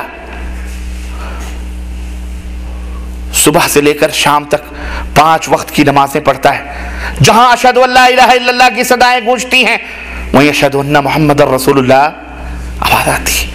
5 ٹائم اقامت کہتا ہے اشہد ان لا الہ الا اللہ، اشہد ان محمد رسول اللہ، یاد آئی اللہ کے نبی کی۔ نماز کے لیے کھڑا ہوتا ہے، اللہ نے کہا واقیموا الصلاۃ، نماز کو قائم کرو۔ اے اللہ کیسے نماز کو قائم کریں؟ اب ہم کو پتہ نہیں نماز کو کیسے قائم کریں، اللہ کے حبیب یاد آتے ہیں، ہمارے نبی یاد آتے ہیں کہ نماز کے لیے ضروری ہے کہ پہلے وضو بناؤ، بغیر وضو کے تمہاری نماز نہیں ہوگی۔ اب وضو کیسے بنائیں؟ ہمارے نبی یاد آتے ہیں کہ اب کیسے کریں۔ اللہ کے نبی نے فرمایا وضو سے پہلے اپنے دل کے اندر ارادہ کرو، قصد کرو طہارت کا اور پاکی کا۔ یاد آئے ہمارے نبی کی نہیں آئے؟ اللہ کے نبی یاد آئے کہ اب کیا کریں؟ اللہ کے نبی نے فرمایا اب جب تم نے قصد اور ارادہ کر لیا تو بسم اللہ کہو۔ یاد آئے ہمارے نبی کی نہیں آئے؟ ہم نے بسم اللہ کہہ لیا، اے اللہ اب کیا کریں؟ اللہ کے نبی یاد آئے، اللہ کے نبی نے فرمایا اب اپنے دونوں ہاتھوں کو کلائیوں تک دھو اور 3 مرتبہ دھو، 1 دفعہ فرض ہے، 2 دفعہ سنت، 3 دفعہ بھی سنت ہے۔ اب ہم دونوں کلائیوں کو ہم نے دھل لیا، اب کیا کریں؟ اللہ کے نبی یاد آئے، اب اللہ کے نبی فرمانے لگے اب کلی کرو، 3 دفعہ کلی کرو، مسواک کر لو تو اور بہتر ہے۔ اب اللہ کے نبی آپ کلی کر لیا، اب کیا کریں؟ ناک میں پانی ڈالو، پھر اس کے بعد چگنیوں کو اپنے ناکوں میں ڈال کر کے اس کو صاف کرو بائیں ہاتھ سے۔ اللہ کے نبی یاد آ رہے ہیں کہ نہیں آ رہے ہیں؟ بولو، قدم قدم پر ایک مومن کو اللہ کے نبی یاد آ رہے ہیں۔ اب کیا کریں؟ کلی کر لی، ناک میں پانی ڈال لیا، اب اپنے چہرے کو مکمل طریقے سے دھلو۔ دیکھو داڑھیوں میں بھی خلال کر لو، داڑھیاں گھنی ہیں، داڑھیوں میں پورا جہاں سے پیشانی کے بال اگتے ہیں، کانوں کی لو سے لے کر کے پوری داڑھیوں کو پانی سے 3 دفعہ دھلو۔ اللہ کے نبی یاد آئے کہ نہیں آئے؟ اب اس کے بعد کیا کریں؟ اللہ کے نبی نے فرمایا داہنے ہاتھ کو کوہنیوں سمیت دھلو۔ اللہ کے نبی یاد آئے کہ نہیں آئے؟ بائیں ہاتھ کو کوہنیوں سمیت دھلو، پھر اس کے بعد سر کا مسح کرو۔ سر کا مسح اپنے اگلے سر سے لے کر کے پیچھے تک ہاتھ کو لے جاؤ، پھر پیچھے سے اپنے ہاتھ کو پلٹاؤ۔ اللہ کے نبی یاد آئے کہ نہیں آئے؟ پھر کانوں کا مسح کرو۔ کہاں ہم نے وضو مکمل کر لیا، اب کیا کریں؟ اب کہاں نماز کیسے نماز پڑھیں؟ اپنا رخ قبلے کی طرف کرو، غیر قبلہ کی طرف رخ کرو گے تمہاری نماز؟ اللہ نے تو صرف نماز پڑھنے کا حکم دیا، طریقہ کون بتا رہا ہے؟ سلیقہ کون بتا رہا ہے؟ اللہ کی عبادت و بندگی کا ڈھنگ کون بس سکھا رہا ہے؟ ہمارے اور آپ کے پیارے نبی حضرت محمد الرسول اللہ۔ قدم قدم پر ہمیں بھوک لگتی ہے، ہم کھانے کی خواہش کرتے ہیں، ہم نے کہا کھانا لایا جائے، کھانا ہمارے سامنے رکھا گیا، کہا گیا اب بسم اللہ کر کے کھانے کے اندر ہاتھ ڈالو۔ ہم کھانا کھا رہے ہیں بسم اللہ کر کے، اب کیسے کس ہاتھ سے کھائیں؟ بائیں ہاتھ سے کھائیں کہ داہنے ہاتھ سے کھائیں؟ اللہ کے نبی کی سنت یاد آئی، اللہ کے نبی یاد آئے، نہیں کھانا بائیں ہاتھ سے نہ کھانا، کھانا ہمیشہ کس سے کھانا؟ داہنے ہاتھ سے کھانا۔ اللہ، کھانا کھا لیا، پلیٹ چاٹ لیا، آپ کیا کریں؟ الحمدللہ کہو۔ کہاں سونے چلے تو اللہ کے نبی، جاگنے اٹھے تو اللہ کے نبی، سونے ہمارے یہاں کیا کہتے ہیں؟ ہمارے یہاں ایک شعر ہماری مائیں اپنے بچوں کو لوریوں کی شکل میں دہراتی ہیں اور پڑھتی ہیں۔ کیا پڑھتی ہیں یاد ہے آپ کو؟ میں سو جاؤں یا مصطفیٰ کہتے کہتے، کھلے آنکھ صلی اللہ کہتے کہتے، بڑی محبت سے پڑھتی ہیں، بچوں کو لوریاں سناتی۔ یاد ہے؟ آپ سنا ہے کبھی؟ آپ نے سنا ہوگا، نہیں سنا ہوگا، خیر ہم سنتے تھے۔ میں سو جاؤں یا مصطفیٰ کہتے، سونے کے لیے یا مصطفیٰ کہنے کے لیے، یہ بھی شرک ہے۔ اللہ کے رسول صلی اللہ علیہ وسلم نے سونے کے لیے کیا ہمیں دعا بتلائی ہے؟ بولو۔ یہ دیکھو شیطان نے کیسا پاسا بدل دیا ہے۔ وہ دعا جو نبی نے سکھلائی وہ نہیں، جو پیار اور محبت سے اپنی طرف سے گڑھ لی گئی، اس کو یا مصطفیٰ کہہ کے نیند آ جائے۔ استغفر اللہ۔ سونے کے وقت سونے چلے تو سونے کے وقت کی وہ دعا یاد آئی، کیسے سوئیں؟ داہنے کروٹ سوئیں، بائیں کروٹ سوئیں، چت سوئیں؟ ہمارے نبی کی سنت یاد آ رہی ہے کہ اللہ کے نبی پہلے داہنے کروٹ سوتے تھے، پھر بائیں کروٹ سوتے تھے، پھر آپ چت سوتے تھے، پھر داہنے کروٹ سو جایا کرتے تھے۔ ہم مسجد کے اندر جاتے ہیں، ہم پہلے داہنا پیر ڈالیں یا بایاں پیر ڈالیں؟ ہمارے نبی کی حدیث یاد آتی ہے، سنت یاد آتی ہے، اللہ کے نبی نے فرمایا مسجد کے اندر جاؤ تو داہنا پیر پہلے ڈالو، پھر بایاں پیر ڈالو، جب نکلنا ہو تو پہلے بایاں پیر نکالو، پھر داہنا پیر نکالو۔ حمام جائیں تو وہاں دعا یاد آتی، ہر قدم پر ایک مومن کو روز آنا، ایک دفعہ نہیں، 2 دفعہ نہیں، 10 دفعہ نہیں، 1000 دفعہ اپنے نبی کی سنت، اپنے نبی کی تعریف، اپنے نبی کا ذکر ہوتا ہے کہ نہیں ہوتا؟ بولو۔ تو پھر تم نے سال میں 1 دفعہ منانے کے لیے جشن منانے کی کیا ضرورت ہے؟ یہاں تو ہم ہمیشہ اللہ کے نبی کو یاد کرتے ہیں۔ اب یہاں مجھے کہنے دیا جائے جو نبی کو زندگی بھر بھولے رہتے ہیں سالوں بھر، انہیں سال میں 1 دفعہ نبی یاد آتے ہیں۔ جو حقیقی نبی سے محبت کرنے والے ہوتے ہیں انہیں قدم قدم پر روزانہ اللہ کے نبی یاد آتے ہیں۔ کون سب سے بڑا ہے؟ بولو۔ محبت رسول کا اظہار کرنے والا عاشق رسول اور کون ہو سکتا ہے؟ آج اسی کو کہا جاتا ہے یہ غدار مصطفیٰ ہیں، یہ غدار رسول ہیں، جو قدم قدم پر اپنے نبی کی سنتوں کو زندہ کر رہا ہو، قدم قدم پر اپنے نبی کی سنتوں کو اپنی پیشانیوں کا جھومر بنایا ہو، وہ غدار رسول ہے۔ اور جو سال میں 1 دفعہ کھانے پینے کے لیے، مٹھائی حلوے ماٹھے کے لیے مولوی کو بٹھا کر علم گلم روایتیں اور ضعیف اور گھڑی ہوئی باتیں سنتا ہے، وہ بہت بڑا محبت رسول ہے۔ استغفر اللہ، استغفر اللہ۔ آخرت کا نام جنو رکھ دیا، جنو کا آخرت، جو چاہے آپ کا حسن کرشمہ ساز کرے، الٹا چور کوتوال کو ڈانٹے۔ اس لیے میرے عزیزو ہوش کے ناخن لیا جائے۔ یہ کہنا کہ ہم نبی کریم صلی اللہ علیہ وسلم کے بعض عادات مبارکہ سنتے ہیں، یہاں تو ہم شب و روز اللہ کے نبی کے عادات مبارکہ کو اپنے دماغوں میں رکھ کر ہم ان کے مطابق عمل کرتے ہیں۔ یہ ایک رد، یہ اب اس شبہ کا ایک جواب ہے۔ سمجھ میں بات آئی کہ نہیں آئی؟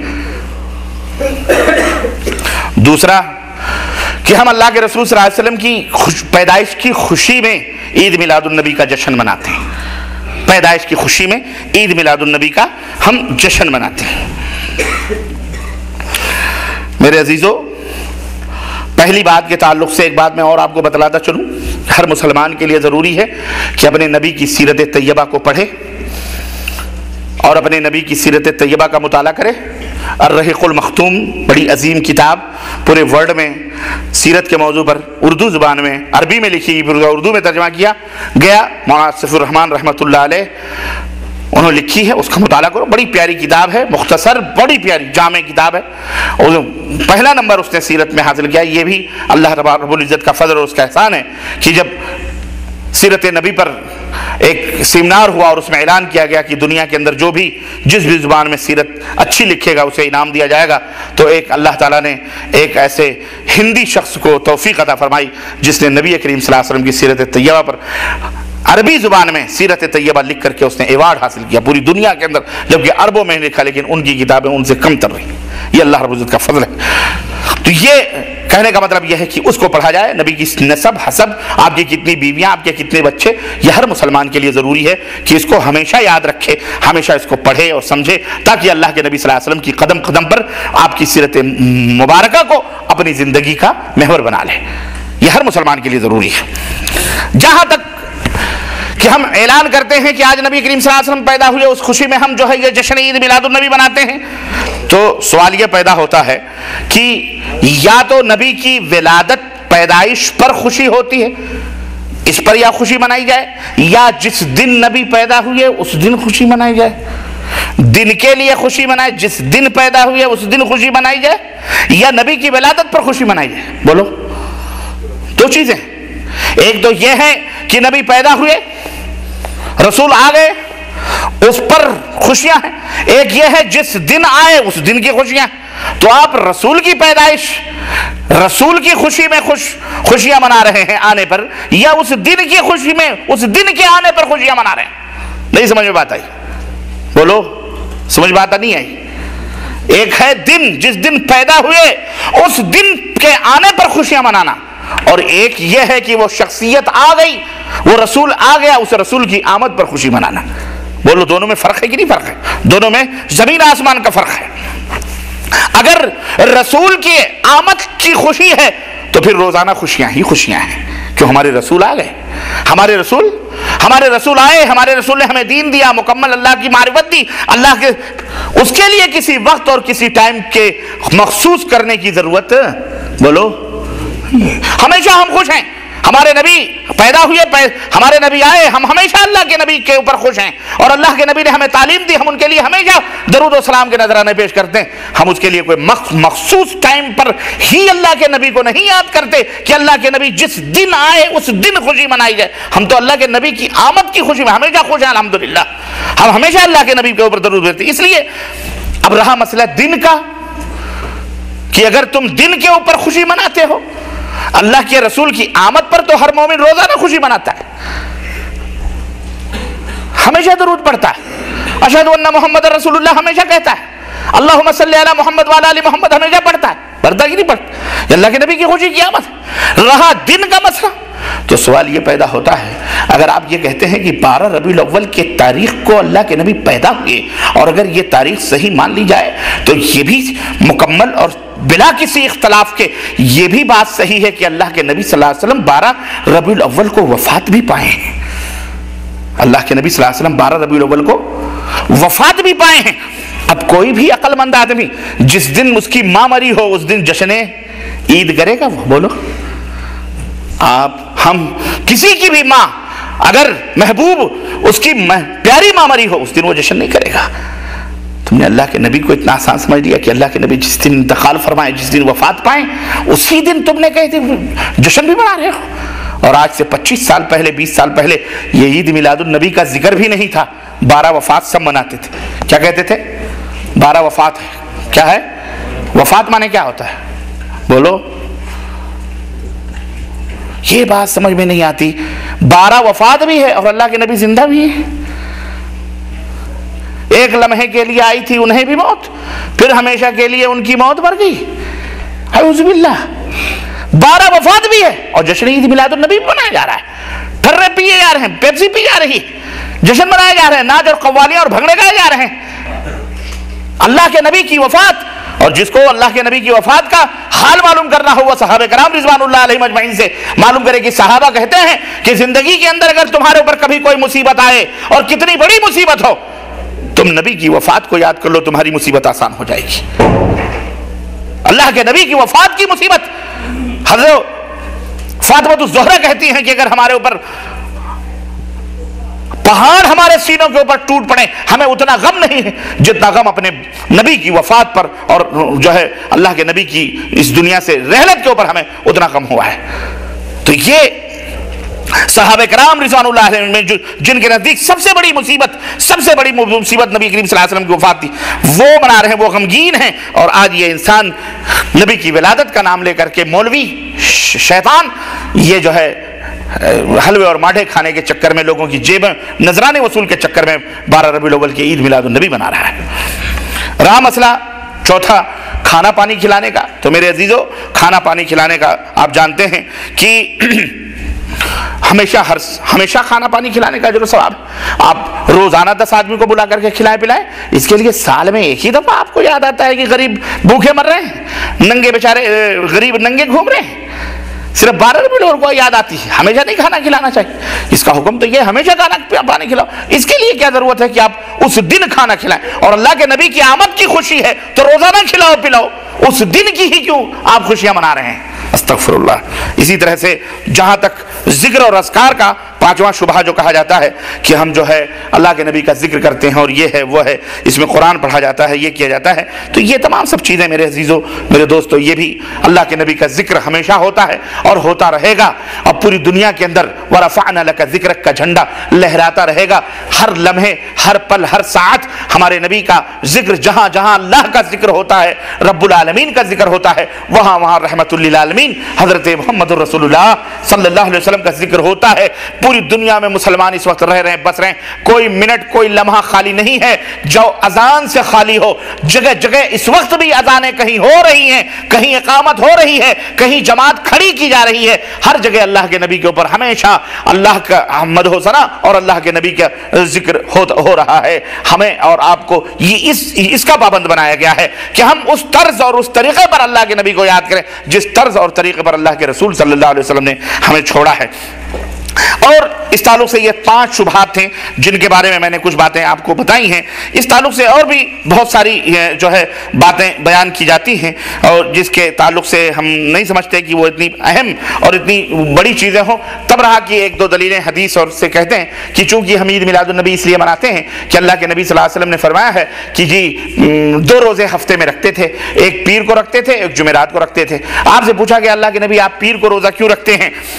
تو اللہ کے نبی نے فرمایا فَأَمَّا يَوْمَ الْاِثْنَيْنِ فَإِنَّهُ يَوْمٌ وُلِدْتُ فِيهِ وَبُعِثْتُ فِيهِ، میں پیر کو روزہ اس لیے رکھتا ہوں کہ اسی دن میں پیدا ہوا اور اسی دن میں مبعوث بھی ہوا، یعنی مجھے نبی اسی دن بنایا گیا اور اسی پیر کے دن میں پیدا بھی ہوا ہوں۔ وَأَمَّا يَوْمَ الْخَمِيسِ فَإِنَّهُ يَوْمٌ، رہا جمعرات کا دن تو تُعْرَضُ فِيهِ الْأَعْمَالُ اللَّهِ عَزَّ وَجَلَّ، تو ہم جمعرات کو روزہ اس لیے رکھتے ہیں کہ جمعرات کے دن اللہ رب العزت کی خدمت میں بندوں کے اعمال پیش کیے جاتے ہیں۔ جمعرات کے دن بندوں کے اعمال پیش کیے جاتے ہیں۔ فَأَنَا أُحِبُّ أَن يُعْرَضَ عَمْلِي عَلَى رَبِّي وَأَنَا صَائِمٌ، تو مجھے اچھا لگتا ہے کہ میں اللہ کے سامنے میرے اعمال اس حالت میں جائیں کہ میں روزے سے رہوں، اس لیے میں جمعرات کو روزہ رکھتا ہوں۔ تو کہتے ہیں کہ اللہ کے نبی پیر کو روزہ رکھتے تھے، خوشی تھی، آپ کی بعثت ہوئی اور آپ پیدا ہوئے، اس خوشی میں آپ رکھتے تھے، تو ہم بھی اللہ کے نبی کا جشن منا رہے ہیں۔ یہ دیکھیں کہاں الٹا، ہم نے کہا اچھا تو پھر اللہ کے نبی نے اپنی پیدائش کے شکریہ میں روزہ رکھا ہے، رکھا کہ نہیں رکھا؟ تو آپ بھی اللہ کے نبی کی پیدائش کی شکریہ میں روزہ رکھیں۔ پوچھو ان مولویوں سے، عید میلاد النبی منانے والوں سے، پیر کو روزہ رکھتے ہیں؟ 12 ربیع الاول کو روزہ نہیں رکھتے؟ جائے کہ پیر کو روزہ رکھیں۔ اگر یہ روزہ رکھیں تو یہ حلوے ماڈے ہضم کہاں ہوں گے؟ یہ مرغ مسلم اور بریانیاں اور یہ جناب علی زردے اور پلاؤ جائیں گے کہاں؟ کس کے جہنم میں گھسیں گے؟ ہاں، اللہ کے نبی صلی اللہ علیہ وسلم سے بڑھ کر اللہ کی بہترین عبادت کرنے والا کوئی دنیا میں پیدا ہوا ہے؟ اور وہ طریقہ جو اللہ کے نبی نے بتلایا ہے اس طریقے سے بہتر کسی کا طریقہ ہو سکتا ہے؟ تو اللہ کے رسول پیر کو پیدا ہوئے، آپ فرما رہے ہیں کہ میں پیر کو اس لیے روزہ رکھتا ہوں کہ مجھے نبی بنایا گیا پیر کو اور میں پیدا ہوا پیر کو، میں اللہ کے شکر میں روزہ رکھتا ہوں۔ تو اے میری امت کے لوگوں، تم بھی اسی شکریہ میں بولو روزہ رکھو۔ یہ ہے طریقہ محبت کے اظہار کا۔ لیکن ظالم اس دن روزہ نہیں رکھتے، ظالم اس دن روزہ اپنی مرضی سے اظہار محبت کا طریقہ، وہی بیٹی کا بیوی سے جو جس طرح کا اظہار محبت کا طریقہ وہ بیٹی سے کر رہا ہے، بیٹی سے جو ماں سے کر رہا ہے، یہ الٹی گنگا بہی جا رہی۔ دوسری بات یہ ہے کہ اللہ کے رسول صلی اللہ علیہ وسلم کی کوئی بھی ضعیف یا صحیح حدیث ایسی دنیا کے اندر موجود ہی نہیں ہے کہ آپ نے 12 ربیع الاول کو روزہ رکھا، یہ بھی میں آپ کو بتا رہا ہوں۔ اللہ کے نبی نے 12 ربیع الاول کو روزہ رکھا ہو یا بتلایا ہو کہ 12 ربیع الاول کو میں پیدا ہوا ہوں اس لیے اس روزہ رکھو، آپ نے کبھی نہیں۔ 63 برس کی زندگی میں 23 سالہ زندگی مکے کی، 10 سالہ زندگی مدینے کی، آپ صلی اللہ علیہ وسلم 63 دفعہ 12 ربیع الاول آئی تاریخ آئی ہے، لیکن آپ صلی اللہ علیہ وسلم نے کبھی روزہ، کبھی کوئی جشن، کبھی کوئی نیاز، کبھی کوئی فاتحہ، کبھی کوئی قرآن خوانی، کبھی کچھ بھی نہیں کیا۔ اور تو اور لے لو، دنیا میں انبیاء اور رسول کے بعد جو سب سے بڑا مقام اس کائنات میں کسی کو حاصل ہے، تو آپ بتا سکتے ہیں وہ کون سی ہستی ہے؟ وہ ذات ہے حضرت سیدنا ابو بکر صدیق رضی اللہ تعالیٰ عنہ کی۔ 2 سال اور کچھ مہینے آپ کی خلافت رہی اس دنیا کے اندر۔ آپ صلی اللہ علیہ وسلم کے سب سے بڑے محبت یارغار، جن کے بارے میں اللہ کے نبی نے بتلایا کہ اگر عمر کی ساری عبادتیں ترازو کے ایک پلڑے پر رکھ دی جائیں اور ابو بکر کی صرف وہ رات جو غار ثور میں ابو بکر نے گزاری ہیں وہ راتیں وہ ایک پلڑے پر رکھ دی جائیں، پھر بھی عمر کی عبادتیں کب ہو جائیں گی ابو بکر کی عبادتوں کے مقابلے میں؟ وہ ابو بکر صدیق، اس کے زمانے میں خود 12 وفات آ رہے ہیں، اس کے زمانے میں خود 12 ربیع الاول کی تاریخ آئی ہوگی کہ نہیں آئی ہوگی؟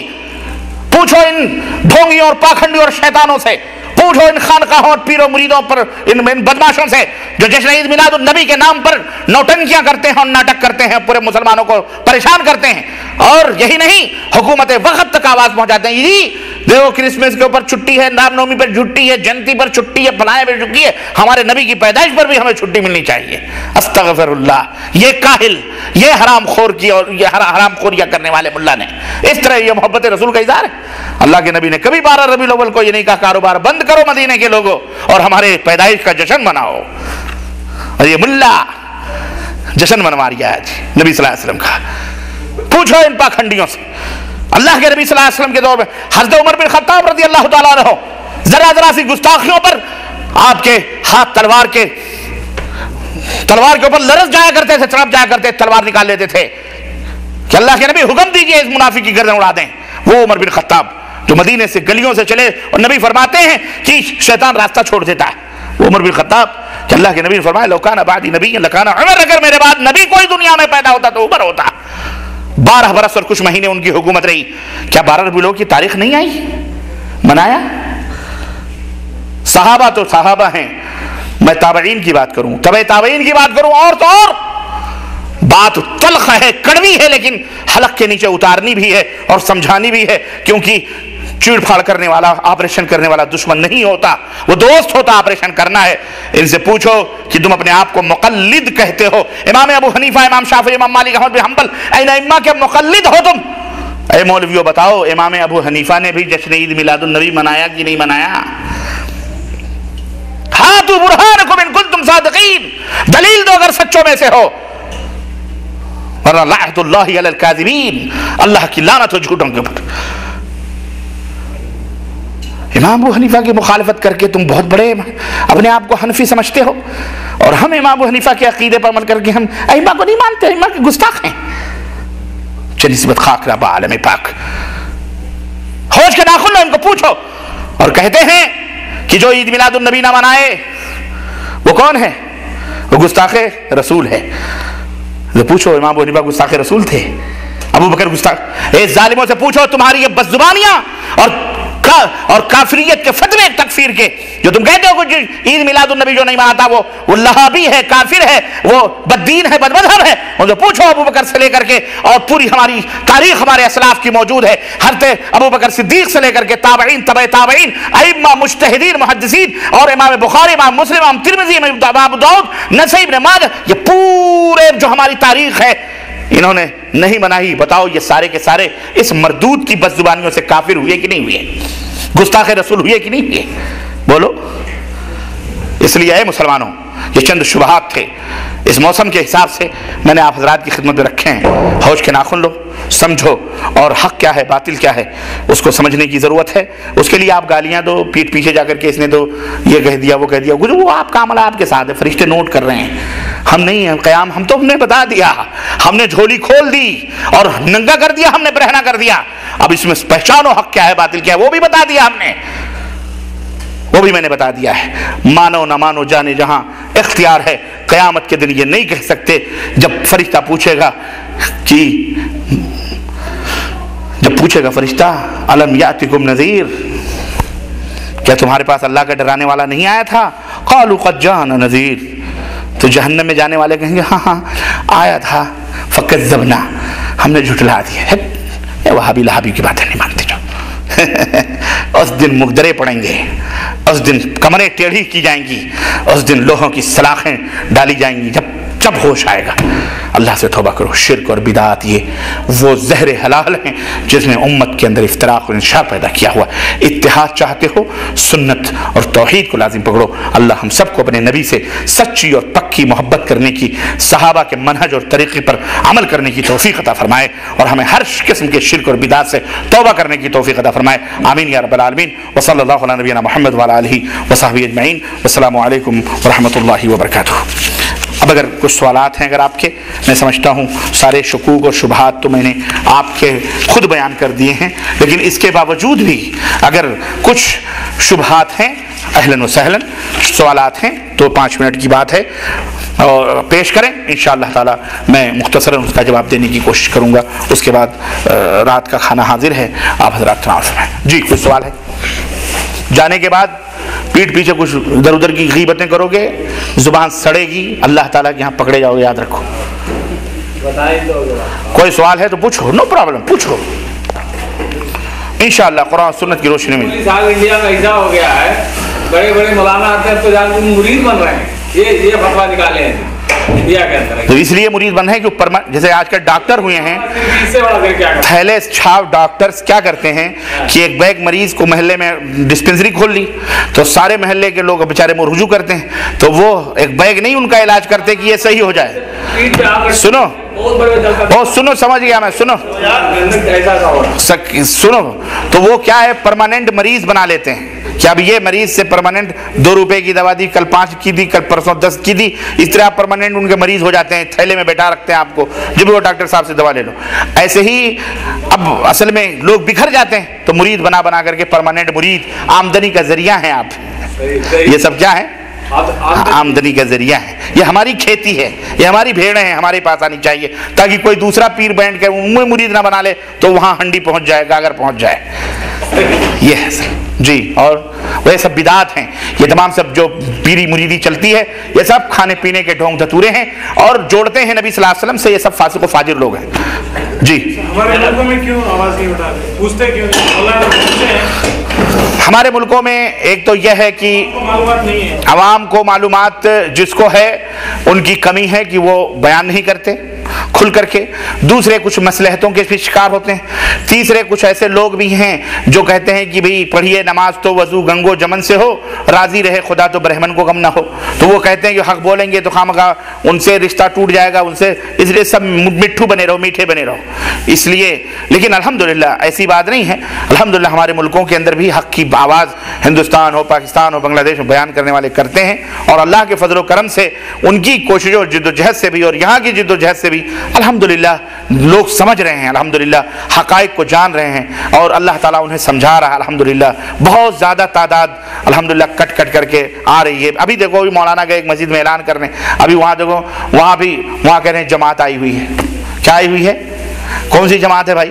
ہم نے مولانا سے کہا ان کو کہو جماعت یہاں بھی آئی ہوئی ہے، یہاں آ جاؤ بھائی، یہاں جماعت میں تنہا ایک آدمی آیا ہے، یہاں آؤ تو تبلیغ کرو، آپ کو کیا بولنا، لیکن نہیں، یہاں بھی منافقت کی طرح بیج بو رہے ہیں۔ وہ کون سی جماعت ہے جی؟ تبلیغی جماعت ہے۔ کیا ہے اس کے تھیلے میں؟ ریاض الصالحین ایک بغل میں ہوگی، اندر فضائل اعمال کے وہ لال کتاب ہوگی زکریا صاحب کی، جو شرک اور بدعت کا پلندہ ہے، اگر کھول کے نکالو تو اس کے اندر کفر اور شرک سے بھی بدتر باتیں موجود ہیں۔ اب ہمارے ملکوں کے لوگ کہاں سے آئے؟ بھائی ریاض سے آئی ہوئی ہے جماعت، اس لیے وہاں جا رہی ہے تبلیغی جماعت، بیٹھے بھائی یہاں آؤ تبلیغ کرو، آؤ سینٹر ہے سب کچھ، لیکن یہاں نہیں آئیں گے۔ وہ کیوں؟ اس لیے کہ جانتے ہیں یہاں آئیں گے تو پول کھلے گا، پول کھلے گا تو جوتے پڑیں گے، جوتے پڑیں گے تو بھگا دیے جائیں گے، تو چپکے چوہوں کی طرح گلیوں میں محلوں میں بیٹھ بیٹھ کر کے لوگوں کو تبلیغ کرتے ہیں۔ ربانی صاحب اگر دوبارہ ایسی آپ باتیں کریں تو پھر کوئی بھی نہیں آئے گا۔ میرا سوال ہے کہ اگر ہم بار بار آپ کے تبلیغ والوں کو ایسی باتیں کریں گے تو پھر کوئی نہیں آئے گا۔ کوئی ضرورت نہیں ہے، کوئی فائدہ نہیں ہے، کیا ضرورت ہے؟ ان کو بلائے نہیں، ان کو باتیں نہیں کریں گے تو پھر ان کو کون سمجھائے گا؟ کیسے سمجھیں گے؟ نہیں وہ سمجھے ہوئے ہیں، وہ بات نہیں وہ نہیں سمجھے ہوئے ہیں، وہ سمجھے ہوتے تو یہاں آتے۔ ہاں ہر مسلمان کو چاہیے کہ وہ تبلیغ کرے، بالکل ہر مسلمان کا یہ کام ہے، ٹھیک ہے؟ جیسے ڈاکٹر صاحب نے بات کی ہے اگر آپ ایسے تبلیغ والوں کے خلاف بار بار بات نہیں، تبلیغ والوں کے خلاف کیوں بات کی جاتی ہے یہ بھی تو سمجھیں. اس لیے کہ تبلیغ والوں کے جو کتابیں ہیں ان کتابوں کے اندر شرکیہ اور بدعتیانہ اور خرافات باتیں موجود ہیں، اور ایسی باتیں موجود ہیں کہ اگر واقعی آپ تعلیم یافتہ اور باغیرت ہیں پڑھنے کے بعد، میں نہیں سمجھتا ہوں کہ ایک مومن آدمی کبھی ان کی مدح و ستائش کر سکتا ہے. یہ بات یاد رکھیے، یہی ہمارا جرم ہے کہ ہم کھلم کھلا بیان کر دیتے ہیں. اگر ہمارے اندر کوئی عیب ہے، اللہ کی قسم صبح کا سورج بعد میں نکلے گا، بتاؤ کہ جناب تمہارا عقیدہ یہ ہے اور تمہارے جو ہے اعمال یہ ہیں، قرآن و سنت کے خلاف ہیں، اہلاً و سہلاً، اللہ کی قسم ہم آپ کی پیشانی چوم لیں گے. ہم ضد نہیں کریں گے، ہٹ دھرمی نہیں کریں گے. لیکن یہ اسلام ہے، سنیے، یہ اسلام سب کا ہے. یہ اسلام کسی کے باپ کی میراث نہیں ہے کہ کوئی جماعت بنا لے اپنی، وہ بنا لے جماعت اپنی، اس کا دین الگ، اس کا دین الگ، اس کا دین الگ. نہ، یہ اسلام ایک ہے، قرآن ایک ہے، حدیث ایک ہے، اللہ ایک ہے، رسول ایک ہے. یہ بدعت کرنے والے جیسا کہ میں نے بتلایا وہی منتشر ہوتے ہیں. توحید و سنت میں اتحاد اور اتفاق ہے. اگر آپ مسلمان ہیں اہلاً و سہلاً، آپ ہمارے آئینہ ہیں، آپ ہمیں بتلائیں کہ جناب علی آپ کے عقیدے کے اندر یہ فالٹ ہے، یہ غلطیاں ہیں، یہ خطائیں، اللہ کی قسم سر جھکا کے مان لیں گے. ہم تو یہ مجلس اسی لیے برپا کرتے ہیں کہ بتاؤ ہم کو، نہیں تو سنو کہ فلانی جماعت کے اندر یہ خامیاں ہیں، یہ غلطیاں ہیں. کیوں؟ تاکہ اللہ رب العزت نے فرمایا ہے یا ایھا الذین آمنوا اتقوا اللہ وکونوا مع الصادقین. ہمارا یہ فرض بنتا ہے بحیثیت طالب علم، ہمارا یہ فرض بنتا ہے بحیثیت یہ ڈاکٹر، آپ کا یہ فرض بنتا ہے کہ مریض کے مرض کو نہ چھپاؤ.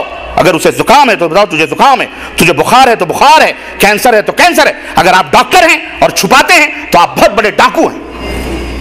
آپ انصاف نہیں کر رہے قوم کے ساتھ. ہم اس لیے بیان کرتے ہیں کیونکہ ہم یہ سمجھتے ہیں کہ قرآن و سنت کی تعلیم ہمارے پاس موجود ہے، اور ہم اس آئینے میں دیکھتے ہیں کہ ہم نے کسی شخص کا نام نہیں لیا ہے، ہم نے عبداللہ عبد الرحمن کا نام نہیں لیا ہے، ہم نے ایک ایسے جماعت کا نام لیا ہے جس جماعت کو تقدس کا لبادہ اوڑھ کر کے لوگ اسے مقدس سمجھتے ہیں. میں کہتا ہوں یہ مقدس نہیں، یہ صوفیوں کی اور یہ فرقہ پرست اور یہ گمراہوں کی ٹولی ہے. اس لیے کہ اس جماعت کے فاؤنڈر سے لے کر کے آج تک اس جماعت کے اندر شرک اور بدعت کی پوری غلاظتیں موجود ہیں، اور اس کا ثبوت اس کی کتابیں. آپ کی سمجھ میں نہیں آتا ہے، آپ دلائل مانگیے ادب سے، احترام سے.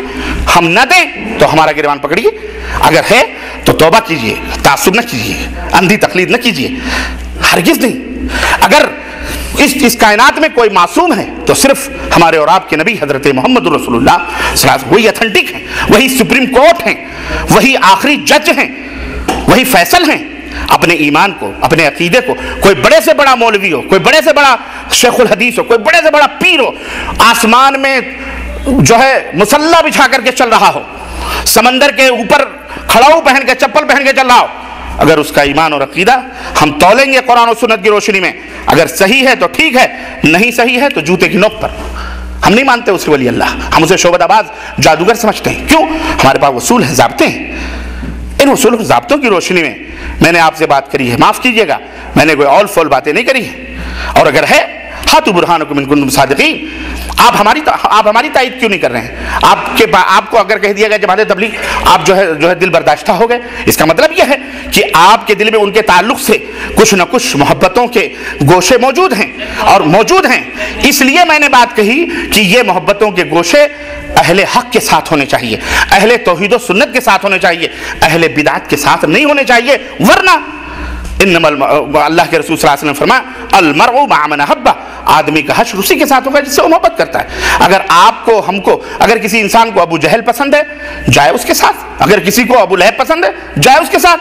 ہمیں کیا اعتراض ہے؟ لیکن ہمیں پسند ہے تو ہم اس لیے یہاں آ کے بیٹھے ہیں.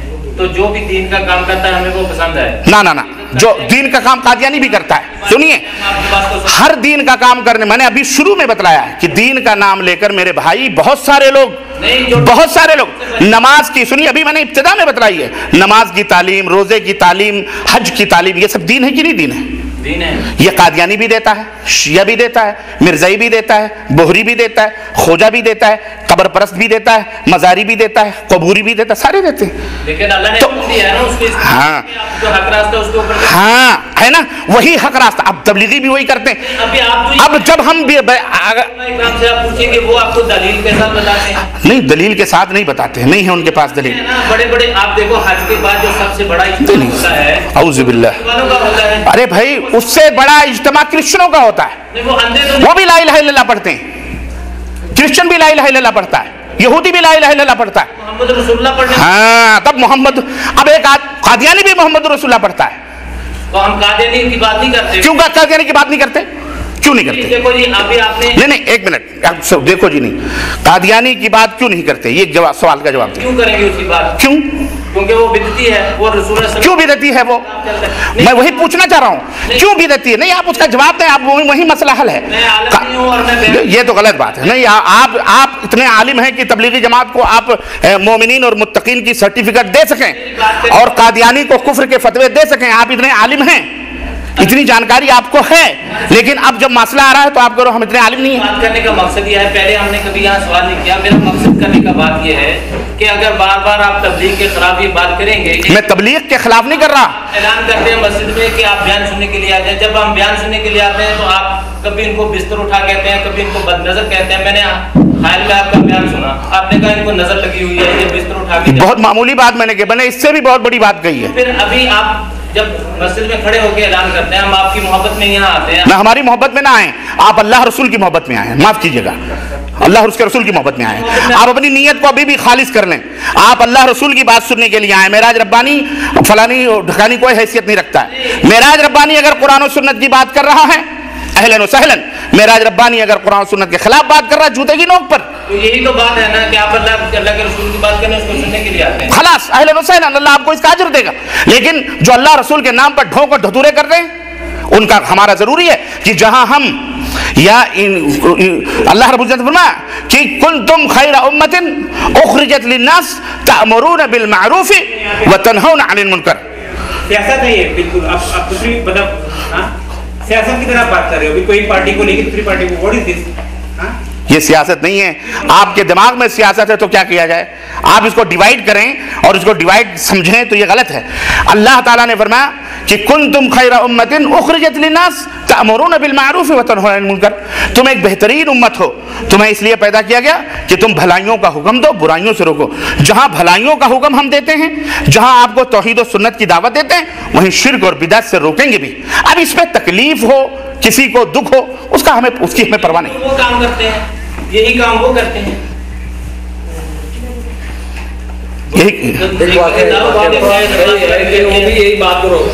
نہ یہی بات روکتے. سنیے, آپ نے ان کی کتابیں پڑھی ہیں؟ سنیے,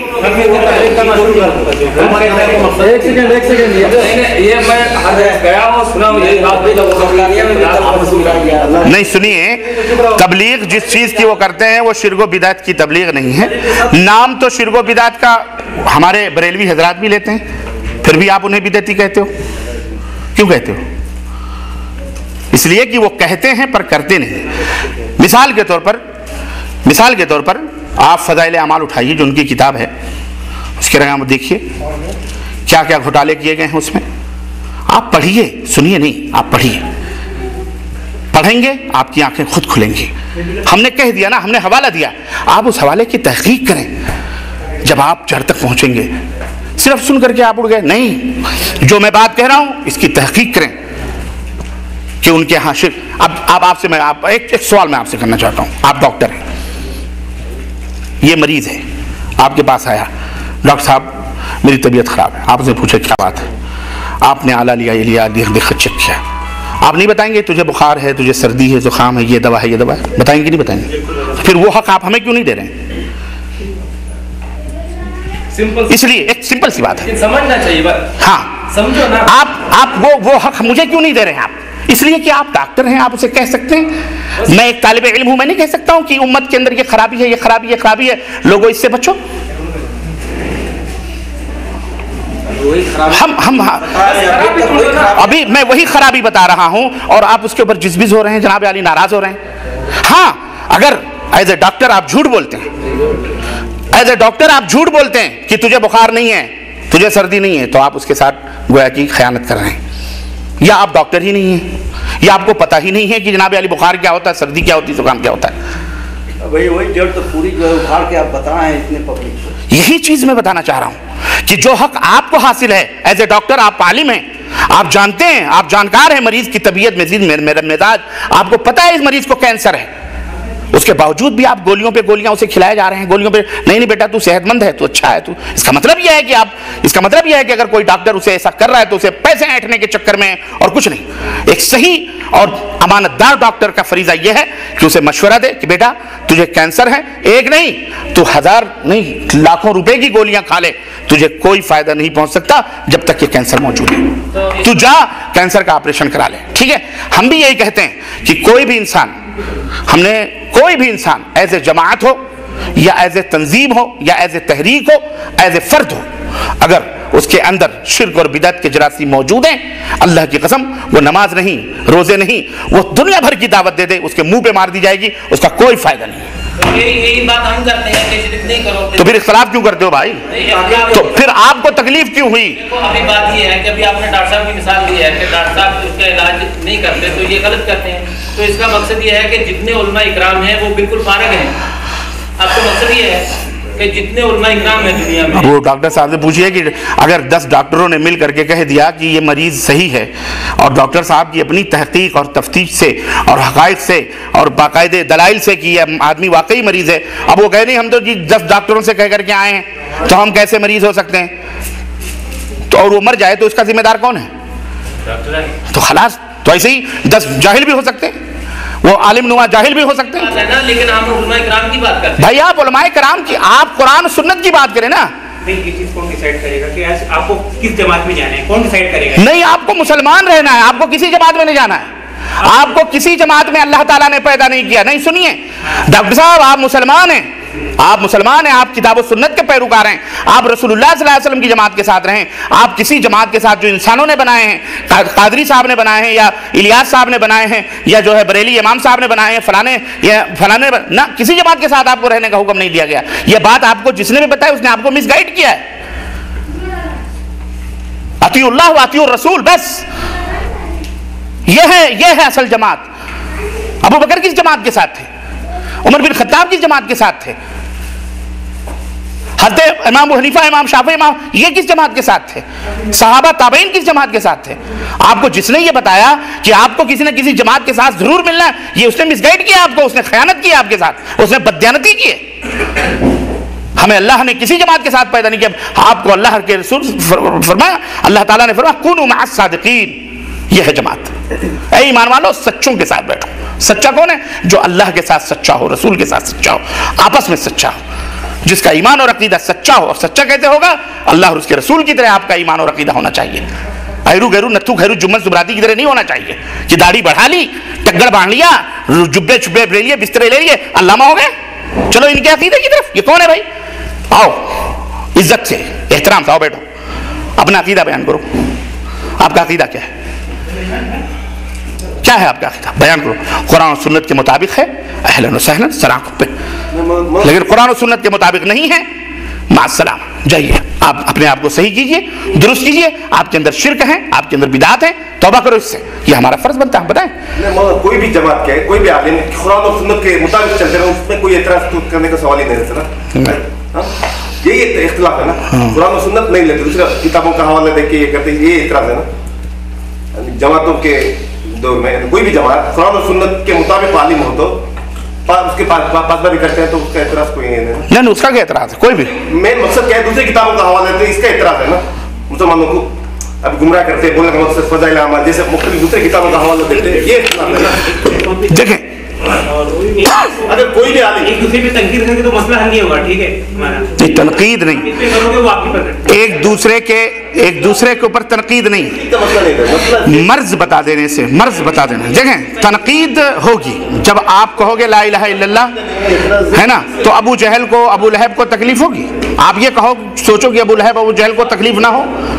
کوئی بھی پارٹی سے بیسک کانسیپٹ بیسک جو یہ ہے وہ کوئی مسئلہ نہیں ہے. ادھر مختلف کتاب کا دلیل ہے, یہ اختلاف है। हाँ, वो जो फलाने अल्लाने की बात आती है कि जी हमारे फलाने ने कहा, हमारे फलाने आलिम ने फरमाया, ये नहीं, कोई भी आलिम कहे उस आलिम की बात को कुरान और सुन्नत के ऊपर पेश करो।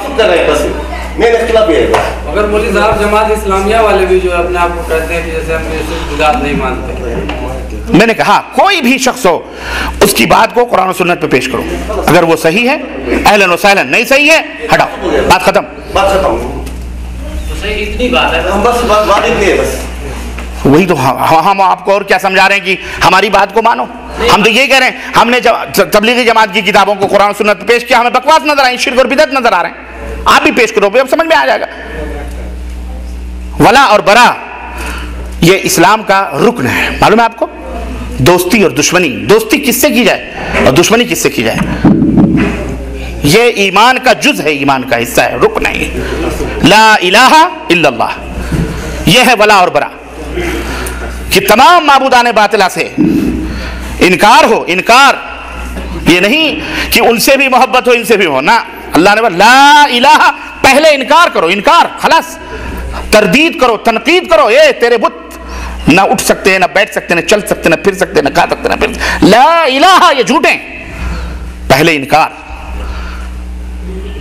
सर आपने बोला एक सेकंड पहले सुनो, पहले इनकार, फिर अल्लाह की तौहीद दिल में आएगी, समझ रहे, तब अल्लाह आपके दिलों में आएगा।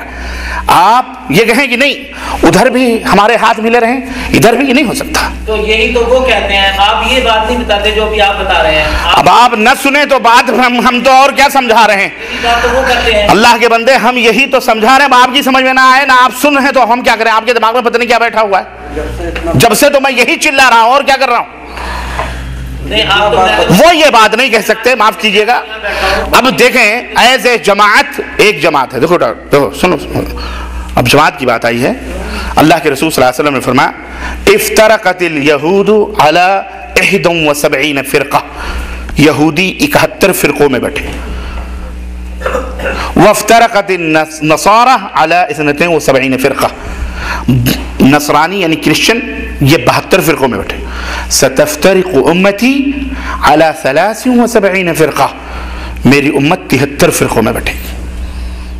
कितने फिरकों में, यानी यहूदो नसारा से एक हाथ आगे रहेगी, 73 फिरकों में बैठेगी। कुल्लुहा फिन्नार इल्ला वाहिदा, इन 73 में 72 जहन्नम में, एक जन्नत में जाएगी। ये जो उम्मत है नबी सल्लल्लाहु अलैहि वसल्लम की, ये उम्मत मुस्लिमा, ये हिंदू क्रिश्चियन ये नहीं, ये खुद नबी सल्लल्लाहु अलैहि वसल्लम की उम्मत जो आपने फरमाई ना, ये मुहद्दिसीन अहले इल्म ने बयान किया, ये नबी सल्लल्लाहु अलैहि वसल्लम की वो उम्मत जो कलिमा पढ़ रही है नबी सल्लल्लाहु अलैहि वसल्लम की, इसमें 73 फिरके होंगे और इसमें ये कलिमा पढ़ने वाले 72 जहन्नम में जाएंगे, एक जन्नती होगा। क़ीला वमा हिया या रसूलल्लाह, साहब इकराम पूछा अल्लाह के नबी कि वो जमात क्या है, कौन सी है, उसके अलामात क्या है। क़ाला मा अना अलैहि व अस्हाबी व फी रिवायतिन मा अना अलैहि अल यौम व अस्हाबी, मैं जिस पर हूं और मेरे सहाबा जिस पर हैं, और एक दूसरी रिवायत में है आज जिस दीन पर मैं हूं और मेरे सहाबा, जो लोग क़यामत तक उसके ऊपर कायम और दायम रहेंगे वही जन्नत में जाएंगे, बाकी सब जहन्नम में जाएंगे। तोल लो अपने आप को, जमात को तोल लो, एज ए फर्द तोल लो, खलास बात ही खत्म ना। ये मीजान है, ये तराजू है, इसी आईने में हक और बातिल के फैसले कर लो, बात खत्म, झगड़ा ना करो, लड़ाई ना करो। तो सर नाम कैसे पड़ गया, क्या चीज, जैसे इंसान बहैसियत इंसान हम हैं, ऐसे ही बहैसियत इंसान हमारा नाम अब्दुल्ला भी है, अब्दुर्रहमान भी है, नाम लोगों ने रख लिए ताकि जनाब अली रोटियां बोटियां खाने में जरा आसानी हो जाए, हमारा आदमी उधर ना जाए, उधर का आदमी उधर ना जाए, हमारा कस्टमर हमारे ही पास रहे। हमारे पास भी मसनद होनी चाहिए, उनके पास भी मसनद होनी चाहिए, आप ही गद्दी के मालिक बने बैठे रहें, इसलिए नाम रखे गए पहचान के लिए, और अल्लाह ने रखवाते नहीं तो नबी की ये खुशखबरी, ये पेशीन गोई साबित कैसे आती कि 72 जहन्नम में जाएंगे। हदीस करके नाम रखेंगे तो ये तो खुद सहाबा ने अपना नाम रखा है कि नहनु अहलुल हदीस, सहाबा ने, मुहद्दिसीन ने अपना नाम रखा है, इस पे कोई एतराज नहीं कर सकते। तो सहाबा ने अपने लिए पसंद किया है, इसलिए कि अहलुल राय पैदा हो चुके थे, अहलुल बिदअ पैदा हो चुके थे, सहाबा के ज़माने में राफ़िदी शिये पैदा हो चुके थे, इसलिए इस नाम को रखा गया ताकि इन जलीलों से हमारी चणांत रहे। समझ रहे ना। ورنہ وہ بھی اپنے آپ کو مسلمان کہتے، خوارج بھی اپنے آپ کو مسلمان کہتے، جو حضرت علی اور حضرت امیر معاویہ اور دیگر صحابہ کو کافر کہتے تھے، برجستہ کافر کہتے تھے، علی کافر ہے، اور نماز پڑھتے تھے، مسجدیں بناتے تھے جناب علی، اور آج بھی ہیں۔ کیا کریں گے آپ؟ یہ فتنہ ہے۔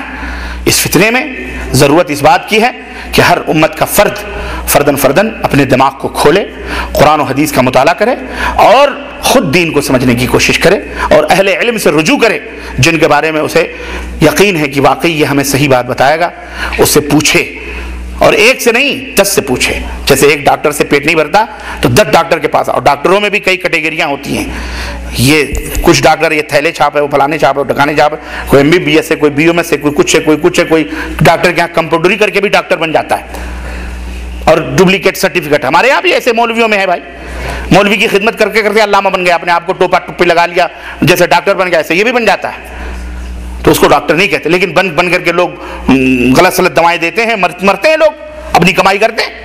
ہر ڈپارٹمنٹ میں ایسے ڈپلیکیٹ لوگ موجود ہیں۔ ایک ڈاکٹر اگر اس نے علم نہیں حاصل کیا ڈاکٹری کا، اور وہ چلے انجیکشن لگانے، تو آپ اس کے خلاف آواز اٹھائیں گے کہ نہیں اٹھائیں گے؟ ایک شخص جس کو علم ہی نہیں ہے، وہ چلے تبلیغ کرنے، فاقد الشیء لا یؤتی شیء، وہ کس چیز کی تبلیغ کرے گا؟ ہم کو بتائیں۔ جو جاہل ہے بیچارہ، اسے علم کی ضرورت ہے، اسے قرآن کی ضرورت ہے، اسے خود اندھا کیا دوسروں کی رہبری کرے گا؟ کہاں سے آ رہے ہیں؟ ایران سے آ رہے ہیں، کہاں سے آ رہے ہیں؟ انگلینڈ سے آ رہے ہیں، کہاں آ رہے ہیں؟ امریکہ جا رہے ہیں، تو خود جاہل ہے بیچارہ، عالم نہیں ہے وہ۔ کہاں جا رہے ہو؟ تبلیغ کرنے جا رہے ہو۔ تبلیغ کہتے ہیں پھیلانے کو۔ کیا تم پھیلا رہے ہو؟ تمہارے پاس ہے کیا؟ کچھ نہیں ہے، پھر بھی اس کا نام تبلیغ تم نے رکھا ہوا ہے۔ یہ کیا حماقت ہے؟ یہ اللہ کے نبی صلی اللہ علیہ وسلم نے، صحابہ کرام نے بھی تبلیغ کی، ہم بھی تبلیغ کر رہے ہیں، لیکن پہلے علم حاصل کرو، پہلے علم، پھر اس کو پھیلاؤ۔ علم ہے ہی نہیں، ہم پھیلائیں گے کیا؟ جب کوئی مسئلہ پھنسے گا تو جی امیر صاحب سے پوچھ لیجیے، ہم تو عالم نہیں ہیں۔ ارے ابھی تک تو آپ عالم کی بات کر رہے تھے، تبلیغ کرنے نکلے، اب جب آپ پھنسے تو کہہ رہے ہیں عالم نہیں ہے۔ غلط بات ہے۔ اس لیے یہ بغیر علم کے کسی کو فتویٰ دینا، کسی کی تبلیغ کرنا، بغیر کسی بات کے جانے ہوئے جہالت میں اس طرح کی حرکتیں کرنا، یہ حرام ہے، یہ حرام ہے۔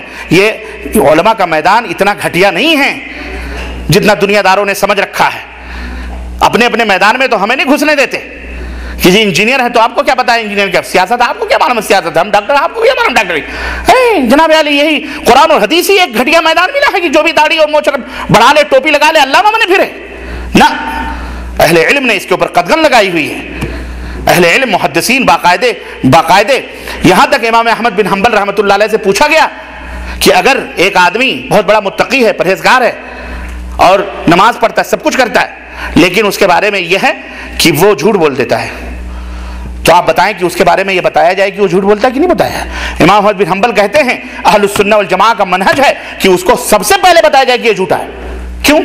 اس لیے کہ وہ جھوٹا ہے، وہ اس کے اندر ایک خرابی ہے، اور بقیہ نیکیوں کی وجہ سے لوگ اس خرابی کو بھی اچھا سمجھ کر کے پکڑ لیں گے، اس لیے اس کو پہلے بتایا جائے یہ جھوٹا ہے، پہلے بتایا جائے کہ یہ جھوٹا ہے، تاکہ اس کی خرابیوں کو لوگ اچھا سمجھ کر کے نہ بنا۔ کیونکہ وہ تو ہے جہاں تک نماز روزہ حج زکات وہ نہیں بیان کیا جائے گا، اس کا نہیں بیان کیا جائے گا، اس کے نماز روزے اس کی ذات تک ہے، بس لوگوں وہ نماز پڑھتا ہے اپنے لیے پڑھتا ہے، ہمارا کوئی فائدہ ہو سکتا ہے، لیکن وہ جھوٹا ہے، لوگوں کو بتلایا جائے یہ جھوٹ بولتا ہے، تاکہ اس کے شر سے لوگ محفوظ رہیں۔